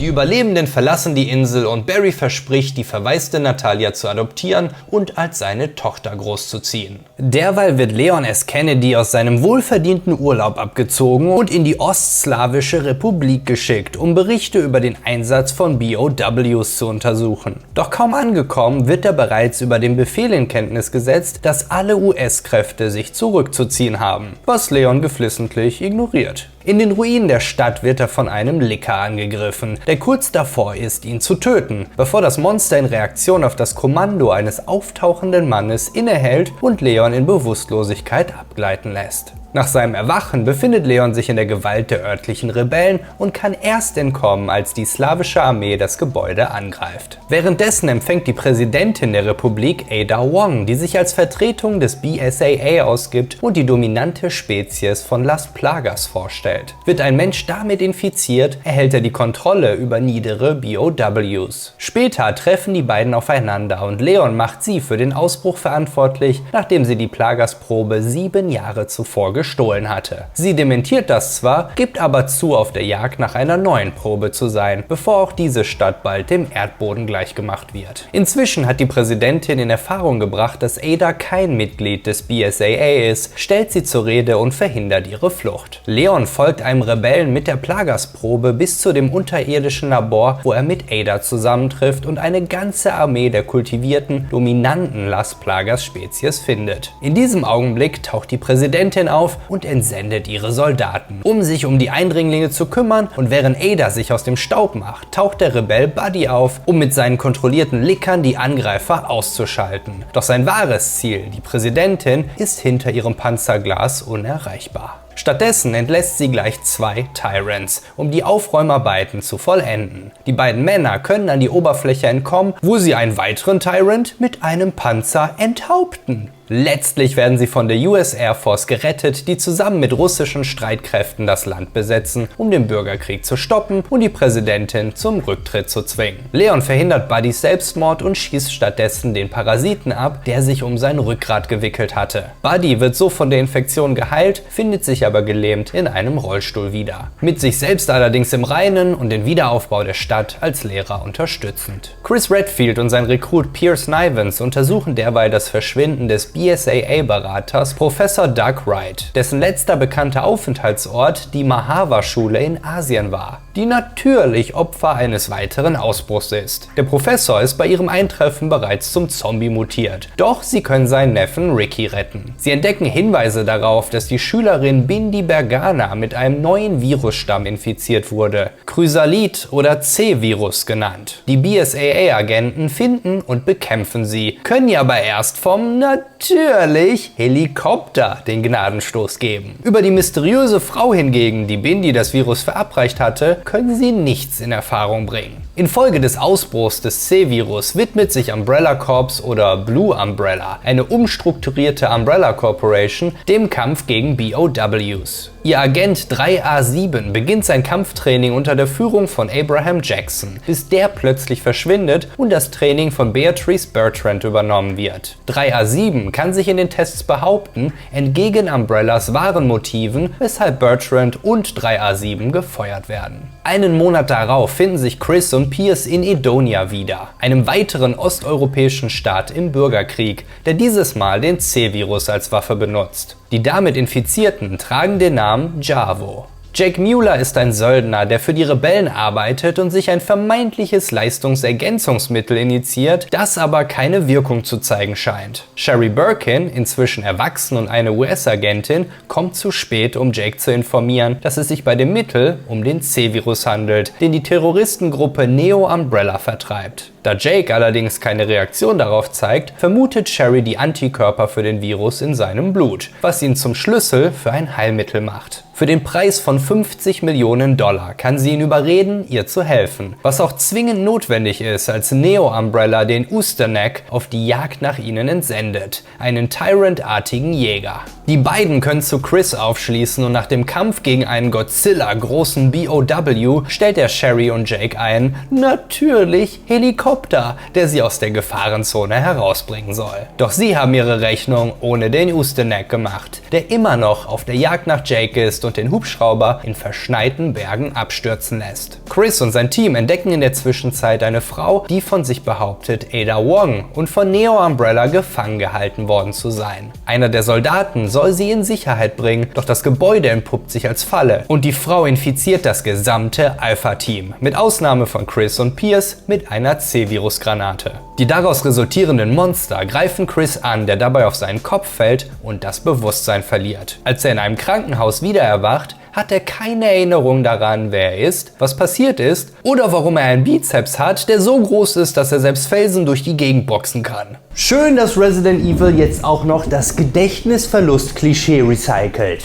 Als Jake im tiefen Schnee erwacht, entdeckt er, dass Sherry von einem Teil des Helikopters aufgespießt wurde. Sie weist ihn an, es herauszuziehen, was zur Folge hat, dass das G-Virus in ihrem Blut die Wunde verschließt. Sie erklärt Jake den Umstand, indem sie ihm von ihrem Vater und seinen Machenschaften in Raccoon City erzählt, sowie von der Rettung durch Leon und Claire, die sie zu ihrer beruflichen Laufbahn inspiriert hatten. Ihre Kennenlernzeit wird jedoch vom Angriff der Terroristen und der Rückkehr von Ustenek unterbrochen, beide angeführt von der vermeintlichen Ada Wong, die Jake auch das getarnte C-Virus untergejubelt hatte. Nun erzählt sie ihm von Albert Weskers gescheiterter Mission, die Welt zu zerstören. Denn wie sie enthüllt, war Wesker niemand anderes als Jakes Vater, der sein übermenschliches Blut an seinen Erben weitergegeben hatte. Doch auch das kann ihn nicht retten, als er und Sherry von der Gruppe gefangen genommen werden. Ein halbes Jahr darauf erhält die echte Ada Wong einen Anruf vom US-Sicherheitsberater Derek C. Simmons, der sie mit dem Versprechen von entscheidenden Informationen zur Kooperation überredet und sie ein U-Boot infiltrieren lässt. Simmons beauftragt sie dort, Jake Mueller gefangen zu nehmen, um die Produktion eines C-Virus-Impfstoffes aus seinem Blut zu verhindern. Dummerweise ist die Videobotschaft bereits 6 Monate alt und während sie noch überlegt, ob ihr jemand anderes den Auftrag weggeschnappt hatte, explodiert etwas im U-Boot und sie muss es wieder verlassen. Doch nicht, bevor Simmons sich ein weiteres Mal meldet und ankündigt, dass die USA am morgigen Tag Opfer eines Bioterrorangriffs sein würden, gefolgt von China und anschließend dem Rest der Welt. Und die Handschrift aller Angriffe soll ihren Namen tragen: Ada Wong, Anführerin von Neo Umbrella. Simmons' Drohung wird wahr, als ein Virus in der amerikanischen Stadt Tall Oaks ausbricht, während der US-Präsident dort zu Gast ist, um bei einer Rede die Wahrheit hinter dem Raccoon City-Vorfall publik zu machen. Bevor es dazu kommen kann, wird auch er infiziert, sodass Leon Kennedy und die NSA-Agentin Helena Harper gezwungen sind, ihn zu töten. Während Neo Umbrella sich zu dem Bioangriff bekennt, deutet hingegen Harper an, für den Ausbruch verantwortlich zu sein und bittet Leon, sie zum Dom zu begleiten, bevor sie ihr Geheimnis enthüllen kann. Die Kathedrale verbirgt ein geheimes Forschungslabor mit Kreaturen in Kokonform und einer Videokassette, die Ada Wong zeigt, wie sie aus einem der Kokons entschlüpft. Tiefer im Komplex finden sie Harpers Geheimnis, ihre Schwester Deborah, die die beiden in Sicherheit bringen wollen, doch dazu kommt es nie. Deborah beginnt vor Schmerzen zu schreien, bevor sie in Flammen aufgeht und von einem der Kokons eingehüllt wird. Als sie kurz darauf wieder daraus hervorkommt,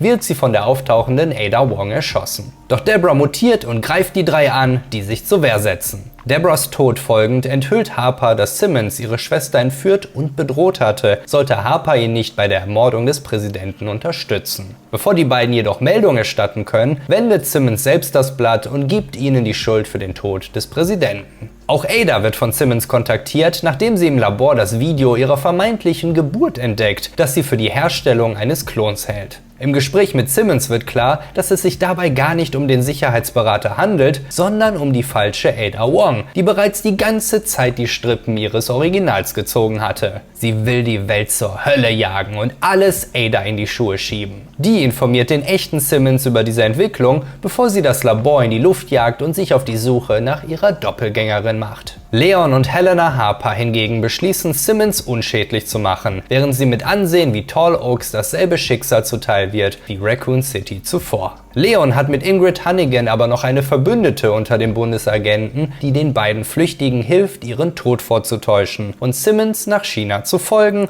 wo der nächste Terrorangriff stattfinden soll. In Europa derweil ist der gedächtnislose Chris Redfield zum zornigen Trinker verkommen, wo sein ehemaliger Partner Pierce ihn endlich ausfindig macht und zur BSAA zurückbringt. Claire ist in der Zwischenzeit auf dem Weg zu Barry Burton, wo Natalia in Sicherheit lebt, inzwischen gänzlich von Alex Weskers Bewusstsein eingenommen. Chris, dessen Muskelgedächtnis zumindest noch funktioniert, schließt sich dem Team an, das nach China entsendet wird, um dort Zivilisten vor BOWs zu retten. Bei dem Einsatz entdecken sie einen der Kokons und der Anblick löst in Chris die Erinnerungen an seinen vor 6 Monaten fehlgeschlagenen Einsatz aus. Auch Jake und Sherry befinden sich in China und müssen sich in einer Forschungseinrichtung von Neo Umbrella täglichen Tests unterziehen. Nach einem halben Jahr dieser Tortur gelingt es Jake endlich, seine Wachleute zu überwältigen und die Stromversorgung der Einrichtung lahmzulegen, sodass auch Sherry entkommen kann. Bei ihrer Flucht vor einem Helikopter treffen sie auf Chris und sein Team, die sie retten, bevor sie sich wieder auf die Suche nach Ada Wong machen. Jake und Sherry schlagen ihren eigenen Weg ein, treffen aber alsbald beim Absturz eines amerikanischen Flugzeugs auf die beiden einzigen Überlebenden, Leon und Helena. Sherry ist geschockt, als sie von ihnen erfährt, dass ihr direkter Vorgesetzter Simmons hinter den Terrorangriffen stecken soll. Doch just in diesem Moment taucht der Ustenek auf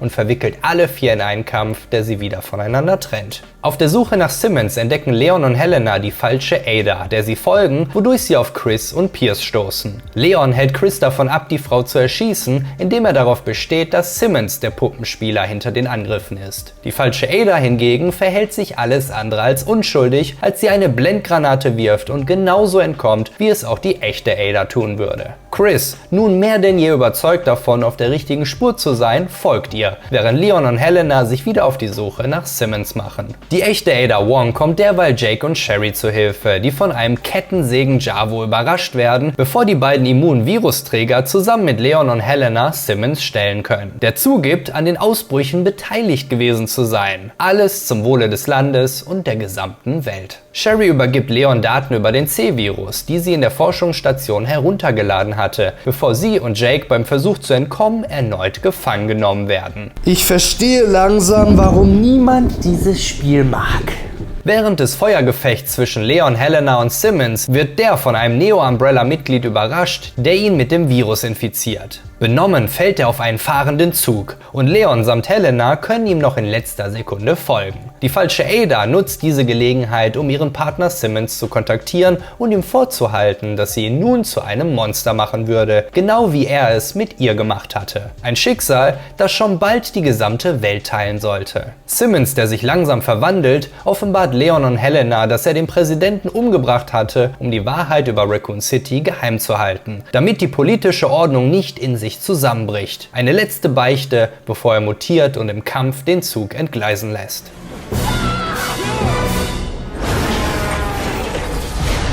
Chris und Pierce sind immer noch auf den Fersen der falschen Ada, die sich auf einen von ihrer Organisation übernommenen Flugzeugträger zurückzieht. Letztlich können sie stellen, doch hat sie den Zünder für eine Rakete in der Hand, die das Virus auf der gesamten Welt verteilen soll. Bevor es allerdings dazu kommen kann, taucht ein Helikopter mit einem Scharfschützen darin auf, der den Ada-Klon trifft und in ihren Tod fallen lässt. Der Hubschrauber gehört der Geheimorganisation The Family an, zu der auch Simmons gehörte und die dieselben Ideale vertreten wie er. Chris und Pierce untersuchen den von der falschen Ada zurückgelassenen Aktenkoffer und entdecken eine verbesserte Version des Virus, bevor sie losziehen, um die Rakete zu entschärfen. Auch die echte Ada Wong ist inzwischen im Schiff angekommen und kann Beweise für die Erschaffung ihres Doppelgängers ausfindig machen. Simmons, den Adas Ungehorsam wütend gemacht hatte, wollte mit dem Klon eine Ada erschaffen, die ihm bedingungslos gehorchte. Er entwickelte einen C-Virus-Stamm, der mit Adas DNA verbunden war und injizierte das Gemisch in die Forscherin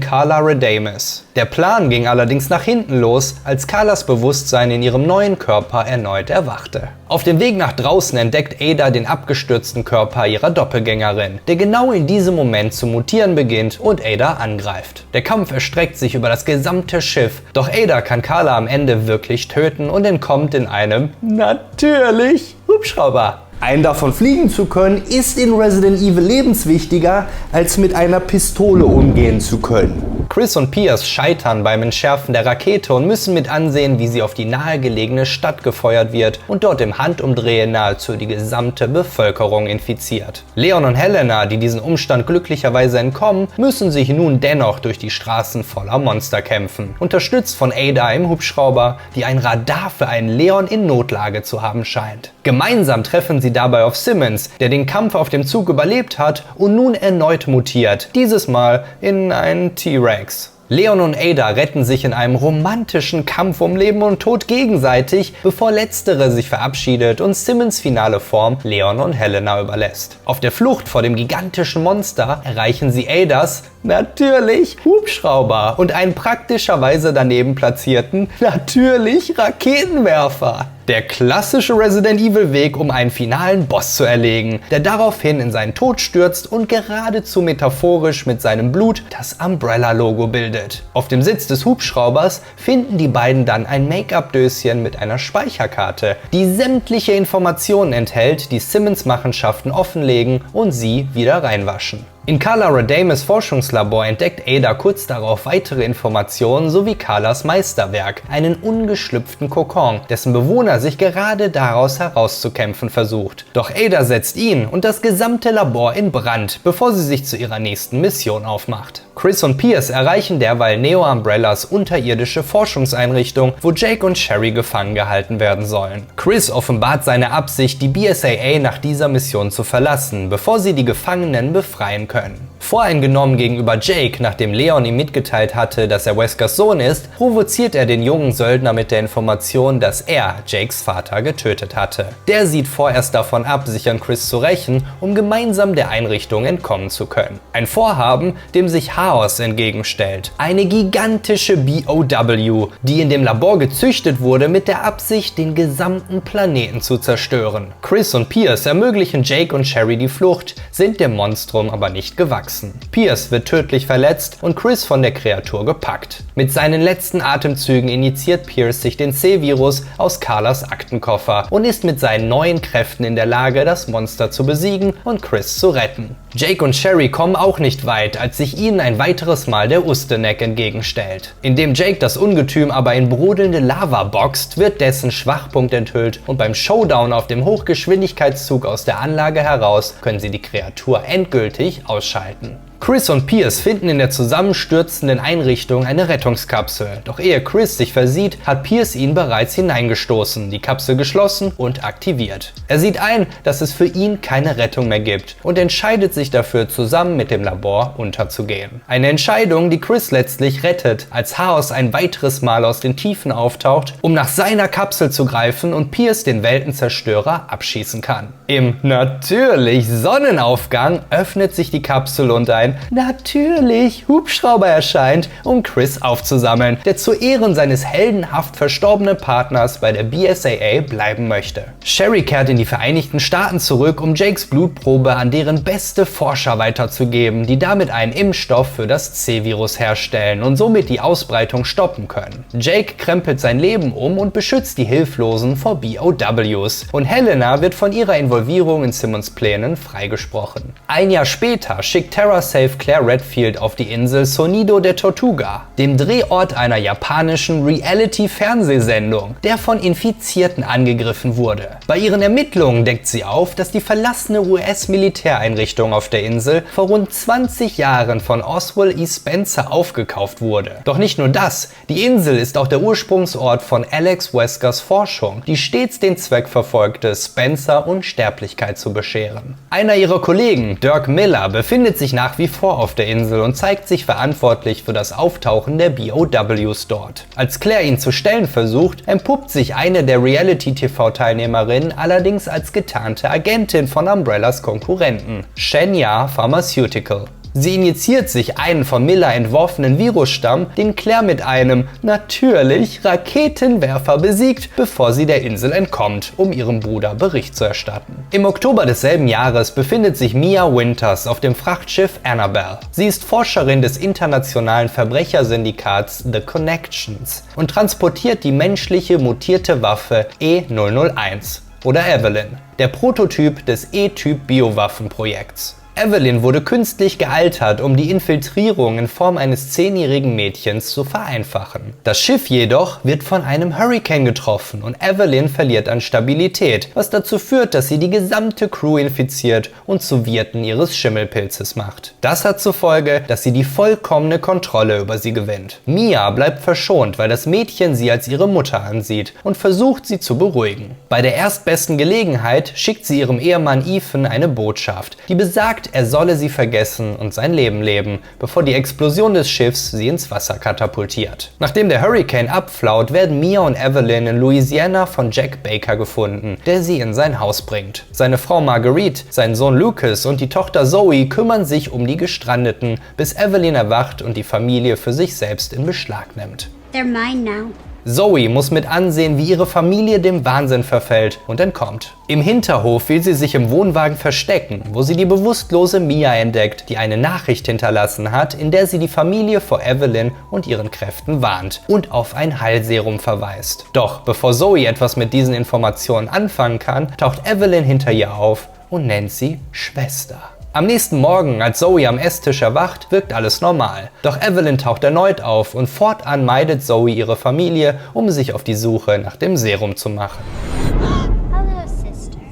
Chris Redfield arbeitet mit der mexikanischen Armee zusammen, um einen Biowaffenhändler namens Glenn Arias festzunehmen und die BSAA-Agentin Kathy White samt ihrem Sohn Zack zu retten, die Arias als Geiseln halten soll. An ihrem Zielort entdecken sie ein Herrenhaus und teilen sich auf, um es zu untersuchen. Die eine Gruppe entdeckt Zack, der infiziert ist, und sie ausschaltet. Lediglich Chris kann dem Anwesen entkommen und trifft draußen auf Arias, der zugibt, ein neues Virus entworfen zu haben, dessen Opfer zwischen Freund und Feind unterscheiden können. Um das zu demonstrieren, präsentiert er seine verbesserten Leibwächter Maria und Diego Gomez, die die infizierte Kathy mitbringen. Als ein Schwarm Zombies aufs Gelände eindringt, verabschiedet sich Arias und Chris überlebt nur durch das Auftauchen eines, natürlich, Armeehelikopters. 4 Monate später arbeitet Rebecca Chambers an einem Impfstoff gegen einen neuen Virusausbruch. Ihr Assistent Aaron soll eine Probe besorgen, kurz bevor eines ihrer Experimente erfolgreich die Tests durchläuft. Aaron wird auf seinem Weg durch die Universität von Maria überrascht und getötet, bevor sie mit einem Gas sämtliche Menschen im Gebäude infiziert. Rebecca kann sich gerade noch retten, indem sie sich das eigens kreierte Gegenmittel verabreicht. Sie speichert die Daten dafür auf einem Stick, kann aber aufgrund der Zombies nicht entkommen, bis Chris Redfield und sein Team eintreffen. Rebecca erzählt ihm von ihren Forschungen und der Erkenntnis, dass das Genom des Virus dem von Las Plagas ähnelt. Ein Fall für Leon, der Experte im Bekämpfen dieser ist. Auch er hat seine Trinkerphase erreicht, nachdem er sein Team in Washington während einem Bombenangriff verloren hatte. Er will sich ihrem Kampf nicht anschließen, bis Rebecca ihre Theorie enthüllt, dass Arias Virus bereits Menschen überall in den Staaten infiziert hatte. Inaktiv, bis er ihn beschließt zu aktivieren. Der überwacht das Restaurant und sendet Maria aus, um Rebecca zu entführen, als die allein ins Badezimmer geht. Zur selben Zeit taucht Patricio auf, der Mann, den Leon für den Tod seiner Kollegen verantwortlich macht. Patricio erzählt, dass seine Familie von den verbleibenden Mitgliedern der Los Illuminados entführt wurde, die wiederum einem Waffenhändler beim Entwickeln einer Biowaffe helfen. Leon lehnt auch seine Bitte um Hilfe ab, wird aber ohnehin in die Angelegenheit verwickelt, als Arias Soldaten eintreffen und Diego das Restaurant mit einer Gatling Gun zerlegt. Als Rebecca erwacht, trägt sie ein Brautkleid und soll Arias bei der Nachbildung seines Hochzeitstages zur Seite stehen, der von einem Drohnenangriff der USA unterbrochen worden war. Alle Anwesenden außer ihn tötend. Also machte er es sich zur Aufgabe, all seine Familienangehörigen und Freunde wiederzubeleben, wofür er den Animality oder A-Virus erschuf.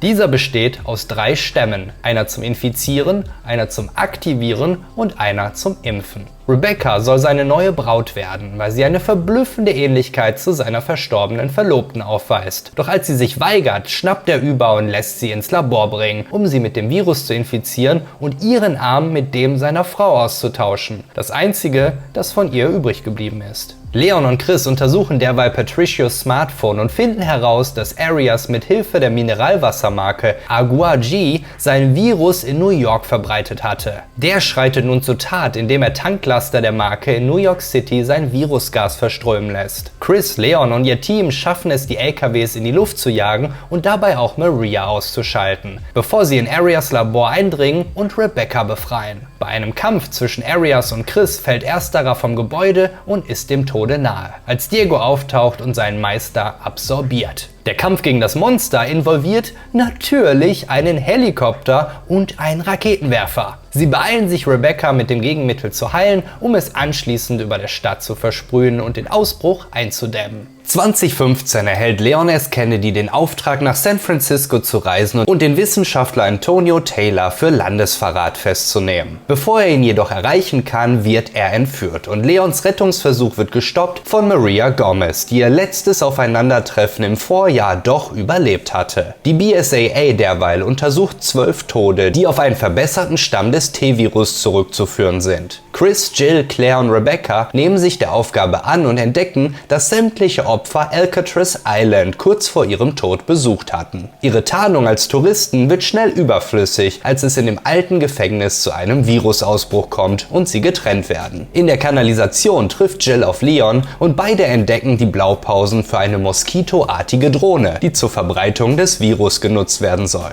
Doch sie werden geschnappt und zusammen mit den Redfields und Antonio Taylor eingesperrt. Der Angreifer entpuppt sich als Dylan Blake, der als Soldat einer privaten Militärfirma 1998 mit seinem Team von Umbrella beauftragt worden war, um hochrangige Firmenmitglieder und Politiker aus Raccoon City zu evakuieren. Die Gruppe wird jedoch von Zombies überrannt und als ihre eigenen Evakuierungsversuche abgelehnt werden, sieht Dylan sich gezwungen, seine gebissenen Kameraden umzubringen. Um Jill diese Ungerechtigkeit ebenso erleben zu lassen, infiziert Dylan die Redfields sowie Leon mit seinen Drohnen, bevor er Glenn Arias Arbeit fortzusetzen gedenkt, dessen Verbrechersyndikat er zusammen mit Maria übernommen hatte. Seine Drohnen sollten Rache für sie beiden an der gesamten Welt nehmen. Er erschießt Taylor und verschwindet, doch der Wissenschaftler bleibt noch lange genug am Leben, um Claire den Kontrollcode für die Drohnen zu übergeben. Jill nimmt die Verfolgung auf und stößt dabei auf Rebecca, die ein Heilmittel für die Gruppe zusammenstellt. Leon kann daraufhin Maria besiegen und als Dylan mit einer BOW verschmilzt, nutzen Rebecca und Claire seine eigenen Drohnen gegen ihn, um ihn ausreichend zu schwächen, sodass die anderen das Monster besiegen können. Im Juni 2017 reist die Crew einer Fernsehproduktion nach Delvey in Louisiana, um ein angebliches Spukhaus zu untersuchen. Die dort lebende Baker-Familie greift die Crew an und tötet alle außer den Kameramann Clancy Jarvis, der zum Essen bleiben soll.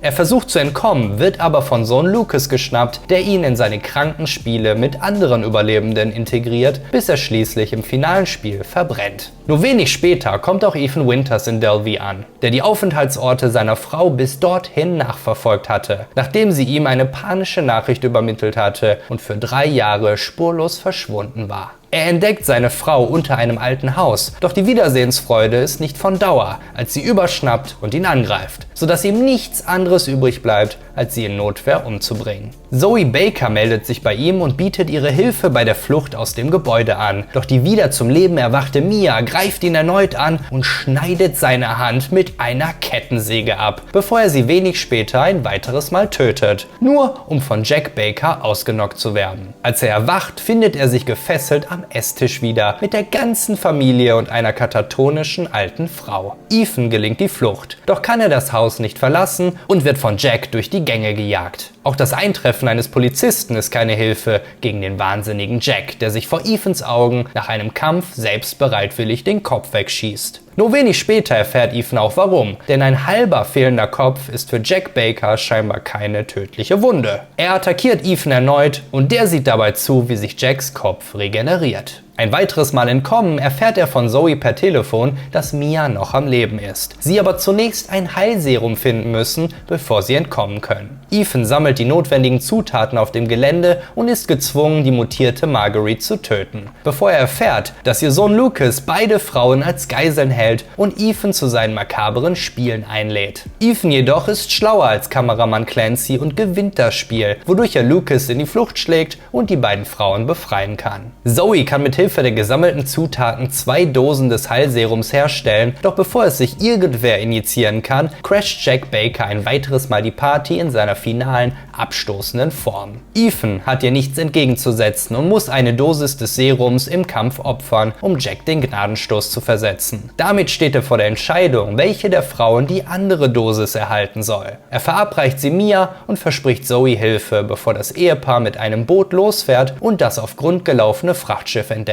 Genau hier werden sie von Evelyn angegriffen und Ethan verliert das Bewusstsein. In einer Vision spricht der gesunde Jack Baker zu ihm und bittet ihn, Evelyn zu töten, um die Infektion aufzuhalten, die seine Familie in Monster verwandelt hatte. Mia hingegen erwacht auf dem Schiff und wird von Visionen von Evelyn geplagt, an die sie sich nicht erinnern kann, die aber behauptet, ihre Tochter zu sein. Eine Videokassette mit Mias finalen Momenten an Bord bringen ihre Erinnerungen zurück, was sie ausnutzt, um Evelyns Kontrolle über sich lange genug zurückzudrängen, um Ethan eine Probe von Evelyns DNA zu übergeben und ihn vom Schiff zu schicken. Zurück an Land stößt Ethan auf ein Labor, in dem die Ursprünge von Evelyn als BOW, die ihre Opfer kontrollieren kann, dokumentiert sind. Lucas wurde als einziger gegen sie immunisiert, um Daten für die Organisation The Connections zu sammeln. Mit Hilfe Evelyns DNA kann Ethan im Labor ein Gift erzeugen, das sie töten soll, und kehrt damit ins Baker-Haus zurück. Als er sie endlich findet, kann er ihrem Einfluss lange genug widerstehen, um ihr das Gift zu verabreichen und damit ihr wahres Gesicht zu offenbaren.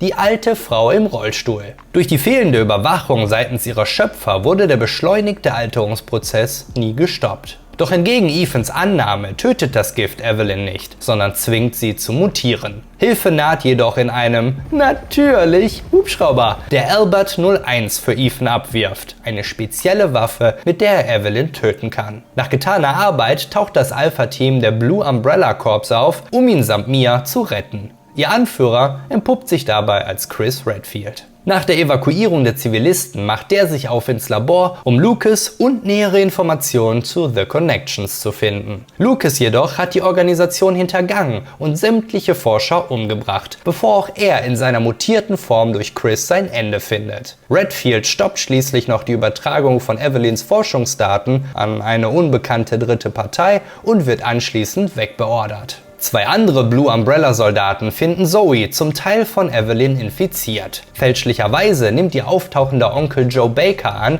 dass die beiden für ihren Zustand verantwortlich sind und greift sie an. Einer von ihnen erzählt ihm von einem Heilmittel in der Nähe, doch die Dosis ist nicht ausreichend für Zoes Zustand. Um mehr davon zu finden, macht er sich auf die Suche nach der Umbrella-Basis. Der Sumpfmann stellt sich ihm aber in den Weg, ein besonders hartnäckiger Molded. Nach einigen Rückschlägen kehrt Joe endlich mit dem Serum zu Zoe zurück, nur um mit anzusehen, wie der Sumpfmann sie entführt. Joe stellt sich ihm im Kampf und entdeckt dabei, dass es sich bei dem Monster um seinen Bruder Jack Baker und seine finale Mutation handelt. Geschockt von dieser Wendung unterliegt Joe seinem Bruder, der ihn in einem Sarg im Sumpf versenkt. Der alte Mann kann sich jedoch befreien und auf dem Weg zum Baker-Haus entdeckt er einen von Blue Umbrella hergestellten mechanischen Handschuh. Eine mächtige Waffe, die schließlich ausreicht, um seinen Bruder zu töten und Zoe den Rest des Serums zu verabreichen. Während sie erwacht und vollständig genäst, taucht Chris auf, der von Ethan geschickt wurde, um zu helfen. Bis zum Jahr 2021 wurden Ethan und Mia nach Europa umgesiedelt, wo sie ihre Tochter Rosemary bekommen. An einem Abend, als sie ihrem Kind das Märchen Dorf der Schatten vorlesen und es zu Bett bringen, taucht Chris Redfield mit seinem Houndwolf Squad auf und erschießt Mia gnadenlos. Sie nehmen Rosemary an sich und schlagen Ethan bewusstlos, bevor sie beide in einen Transporter verfrachten. Der hat allerdings einen Unfall, als Ethan wieder erwacht. Der Soldat ist tot, sein Kind und die Leiche seiner Frau fehlen. In der Nähe erspäht er ein Dorf, in dessen Mitte ein riesiges Schloss thront. Das Dorf selbst wirkt verlassen, doch Ethan trifft auf Grigori, der ihm eine Pistole geben kann, bevor er von Kreaturen getötet wird, die auch Ethan packen und ihn unter die Erde ziehen. Dort türmen sich zahllose Leichen auf, scheinbar alle getötet von dem werwolfartigen Lycan, der nun auch Ethan attackiert und ihm die halbe Hand abbeißt. Offenkundig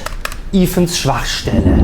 Auch das Dorf wimmelt nur so von Lycans, die Ethan zu überwältigen drohen, bis sie plötzlich vom Klang der Dorfglocke wegbeordert werden. Eine alte Frau taucht auf und berichtet, dass Rose von einer Mutter Miranda ins Dorf gebracht wurde. In einem Feld entdeckt er der Mutter Miranda, die ihm allerdings entkommt. Aus Mangel an Alternativen verschafft er sich Zugang zum Schloss und wird von einem mysteriösen Mann begrüßt, der das magnetische Feld rund um seinen Körper kontrollieren kann. Mit dem Metall schließt er Ethan ein und zerrt ihn zu Miranda, die ein Treffen mit den 4 Herrschern der Region abhält. Dort entpuppt sich der Mann als Carl Heisenberg und die große Frau als Vampir-Lady Alcina Dimitrescu. Donna Beneviento ist eine Puppenspielerin mit telekinetischen Fähigkeiten, die so durch ihre Marionette Angie kommuniziert, und Salvatore Moreau ist ein Fischmann. Mutter Miranda überlässt Ethan Heisenberg, der mit ihm spielen möchte und ihm einen Vorsprung lässt, bevor er seine Lycans auf ihn hetzt. Er kann entkommen und lernt vor dem Eingang zum Schloss den Duke kennen, einen unnatürlich großen wandernden Händler, der Ethan seine Dienste anbietet, um seine Tochter zu finden. Kaum im Schloss angekommen, wird Ethan allerdings von Lady Dimitrescu und ihren 3 Töchtern festgenommen, die er systematisch auslöschen muss, bevor er auf die wütende Herrscherin trifft. Um sie zu besiegen, muss er den Dolch der Todesblumen gegen sie verwenden, der ihre Fassade bröckeln und sie zu einem riesigen Monster mutieren lässt, das es zu töten gilt. In einem unterirdischen Höhlensystem trifft Ethan ein weiteres Mal auf die alte Frau, die ihm eine kunstvolle steinerne Höhlenwand präsentiert, in der sich das Umbrella-Logo zu verbergen scheint. Mit einem zuvor gefundenen Gefäß sucht er nun erneut den Duke auf, der offenbart, dass sich Rosemarys Kopf darin befindet. Auch die anderen 3 Herrscher sollen ähnliche Gefäße aufbewahren, die Ethan braucht, um seine Tochter zu retten, da ihr Geist aufgrund ihrer ominösen Kräfte noch intakt ist. Ethan stellt sich also auch Beneviento und Moreau, bevor er auf Chris und seine Einheit trifft, die die Infektion der Region untersuchen, da sie in Zusammenhang mit Evelyns Schimmelpilz stehen. Doch Ethan ist lediglich am Schicksal seiner Tochter interessiert und sammelt die verbliebenen Gefäße auf, um sie, wie von der alten Frau beschrieben, in einen Altar einzusetzen, um mit dessen Hilfe den Zugang zu Heisenbergs Fabrik freizuschalten.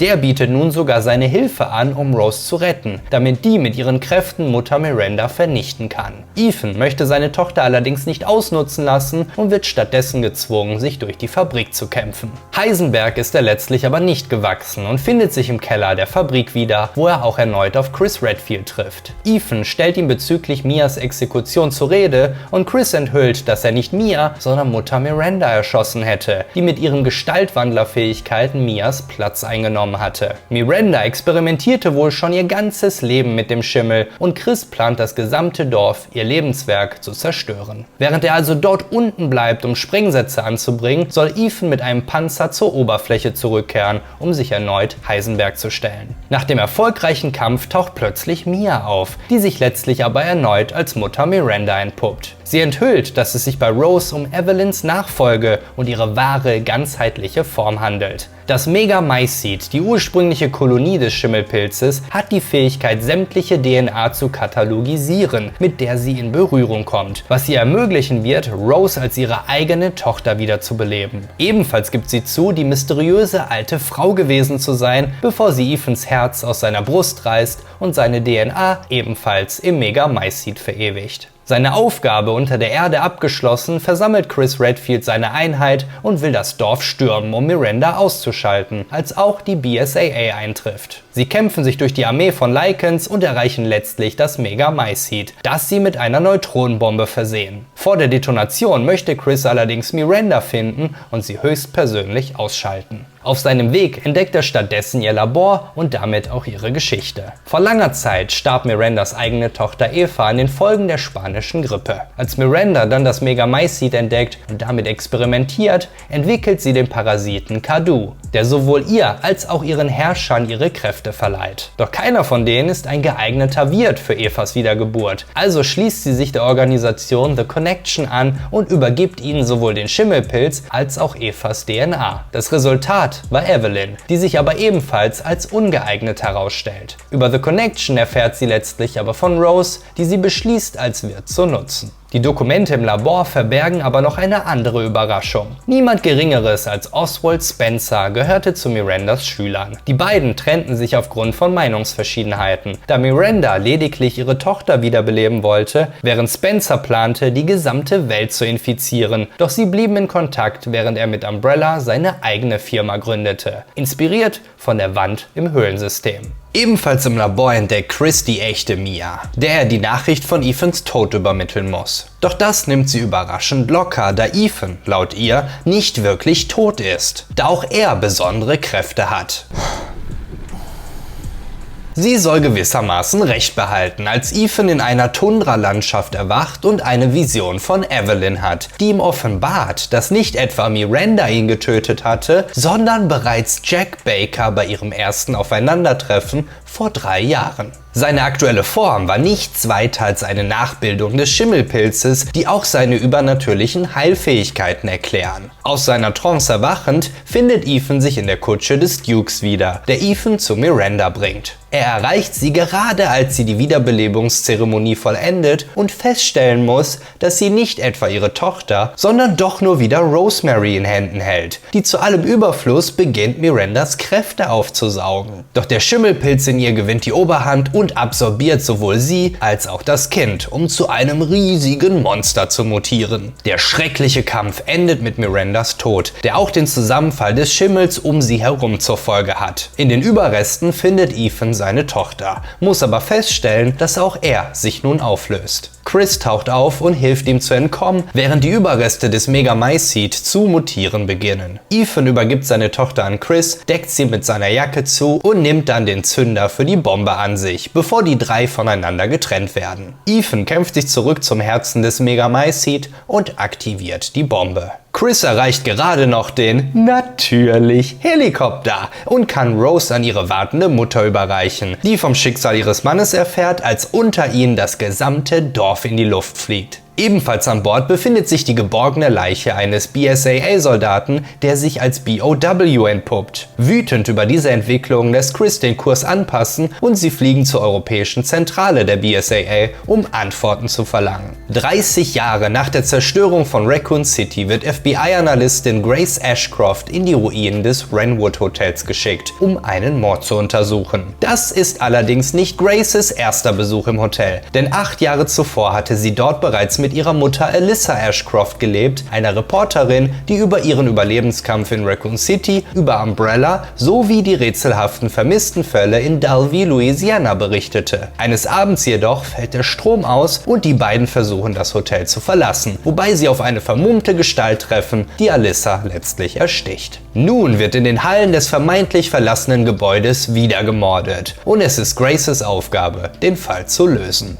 In die Zukunft des Jahres 2037 springend, trifft sich eine jugendliche Rosemary Winters mit einem von Chris' Agenten. Kay, der bietet Rose einen Weg an, um ihre vom Megamycete gegebenen Kräfte zu entfernen, die sie bereits seit ihrer Kindheit zum Außenseiter machten. Die beiden betreten ein Labor, in dem Mutter Mirandas Forschungsdaten untersucht wurden, wobei man auf die Information über einen Reinigungskristall stieß. Rose soll nun in das Bewusstsein einer Schimmelprobe eintauchen, um besagten Kristall ausfindig zu machen. Mit dem Megamycete verbunden ist sie allerdings auch gezwungen, schmerzhafte Erinnerungen erneut zu durchleben und findet sich unter Schloss Dimitrescu wieder, wo sie mit verschiedenen Kopien von ihr selbst konfrontiert wird, die wiederum von grauenhaften Schimmelmonstern gejagt und gequält werden. Ein gutmütiger Geist, so scheint es, weist ihr den Weg und führt sie in Sicherheit, wofür Rose ihm den Namen Michael gibt, nach dem Erzengel und Schutzpatron. Tiefer im Schloss trifft Rose dann auf eine maskierte Version des Dukes, der die Jagd auf ihre Kopien ausgerufen hatte, um sie leiden zu sehen. Die originale Rosemary hingegen entdeckt den gesuchten Kristall in Dukes Zimmer, benötigt aber 3 Masken, um ihn zu erreichen. Michael hilft ihr, ihre Kräfte einzusetzen, um den Schimmelpilz zu bekämpfen und die Masken an sich zu nehmen. Doch der freigelegte Kristall entpuppt sich als nichts weiter als eine wertlose Kopie. Angeführt von Michael entkommt Rose dem Duke und seinen Kreaturen, indem sie in eine tiefere Schicht des Megamycete eintaucht, wo sie erneut all die Grausamkeiten durchleben muss, die ihr beim Aufwachsen widerfahren waren, während sie sich gegen Albtraumpuppen zur Wehr setzt. Michael lotst sie aber auch hier in Sicherheit, sodass sie sich in einer Nachbildung ihres Kindheitshauses wiederfindet, voll von Erinnerungen an ihren Vater, der sich um sie gekümmert hatte, als sie noch ein Baby war. Doch dieser ergreifende Moment wird unterbrochen von der wahren Übeltäterin hinter all den durchlebten Grausamkeiten. Evelyn. Die verzehrt sich immer noch nach einer eigenen Familie und wird vor Neid auf Rose und der Liebe ihrer Eltern wütend. Doch mit Michaels Hilfe kann Rose ihr entkommen, als er Gestalt annimmt und sie in eine noch tiefere Ebene stößt. Dort findet sie sich in einer Nachbildung des Dorfs wieder und folgt ihrem Ebenbild zum Herzen des Megamycete, das auch der Ursprung ihrer ganzen Kopien darstellt. Denn auch Mutter Miranda lebt im Gedächtnis des Pilzes weiter und arbeitet darin unermüdlich, um doch noch ihre Tochter wiederzubeleben. Auch der maskierte Duke ist ihre Kreation, mit der Aufgabe betraut, die fehlgeschlagenen Experimente auszulöschen. Schließlich realisiert Miranda, dass es zwecklos ist, zu versuchen, eine perfekte Kopie von Rose zu erstellen, wenn sie lediglich das Original davon überzeugen muss, ins Megamycete zurückzukehren. Nach dem Entdecken dieser Forschungsnotizen findet Rose auch endlich den echten Reinigungskristall und spürt ihre Kräfte schwinden, kaum dass sie ihn berührt, wird aber von der auftauchenden Miranda unterbrochen. Die enthüllt, dass ihr Gespräch mit Kay nichts weiter als eine Illusion war, die Miranda durch das verbliebene Megamycete in Roses Körper erzeugt hatte, um sie in ihr neues Reich zu locken. Der Kristall soll Rose ausreichend schwächen, sodass Miranda endlich die Essenz ihrer Tochter in sie einsetzen kann. Doch bevor es dazu kommen kann, taucht Michael ein weiteres Mal auf. Dieses Mal in seiner originalen Gestalt, als Ethan Winters, der seine Tochter beschützen will. Er lenkt Miranda ab, sodass Rose sich mit Hilfe des Kristalls endlich von ihren Kräften befreien kann, doch die beschließt letztlich, den Kristall zu zerstören und ihre Kräfte zu akzeptieren, um damit Miranda entgegenzutreten. Als Ethan schließlich auch noch seine eigenen Kräfte auf seine Tochter überträgt, reicht das aus, um Miranda endgültig zu besiegen.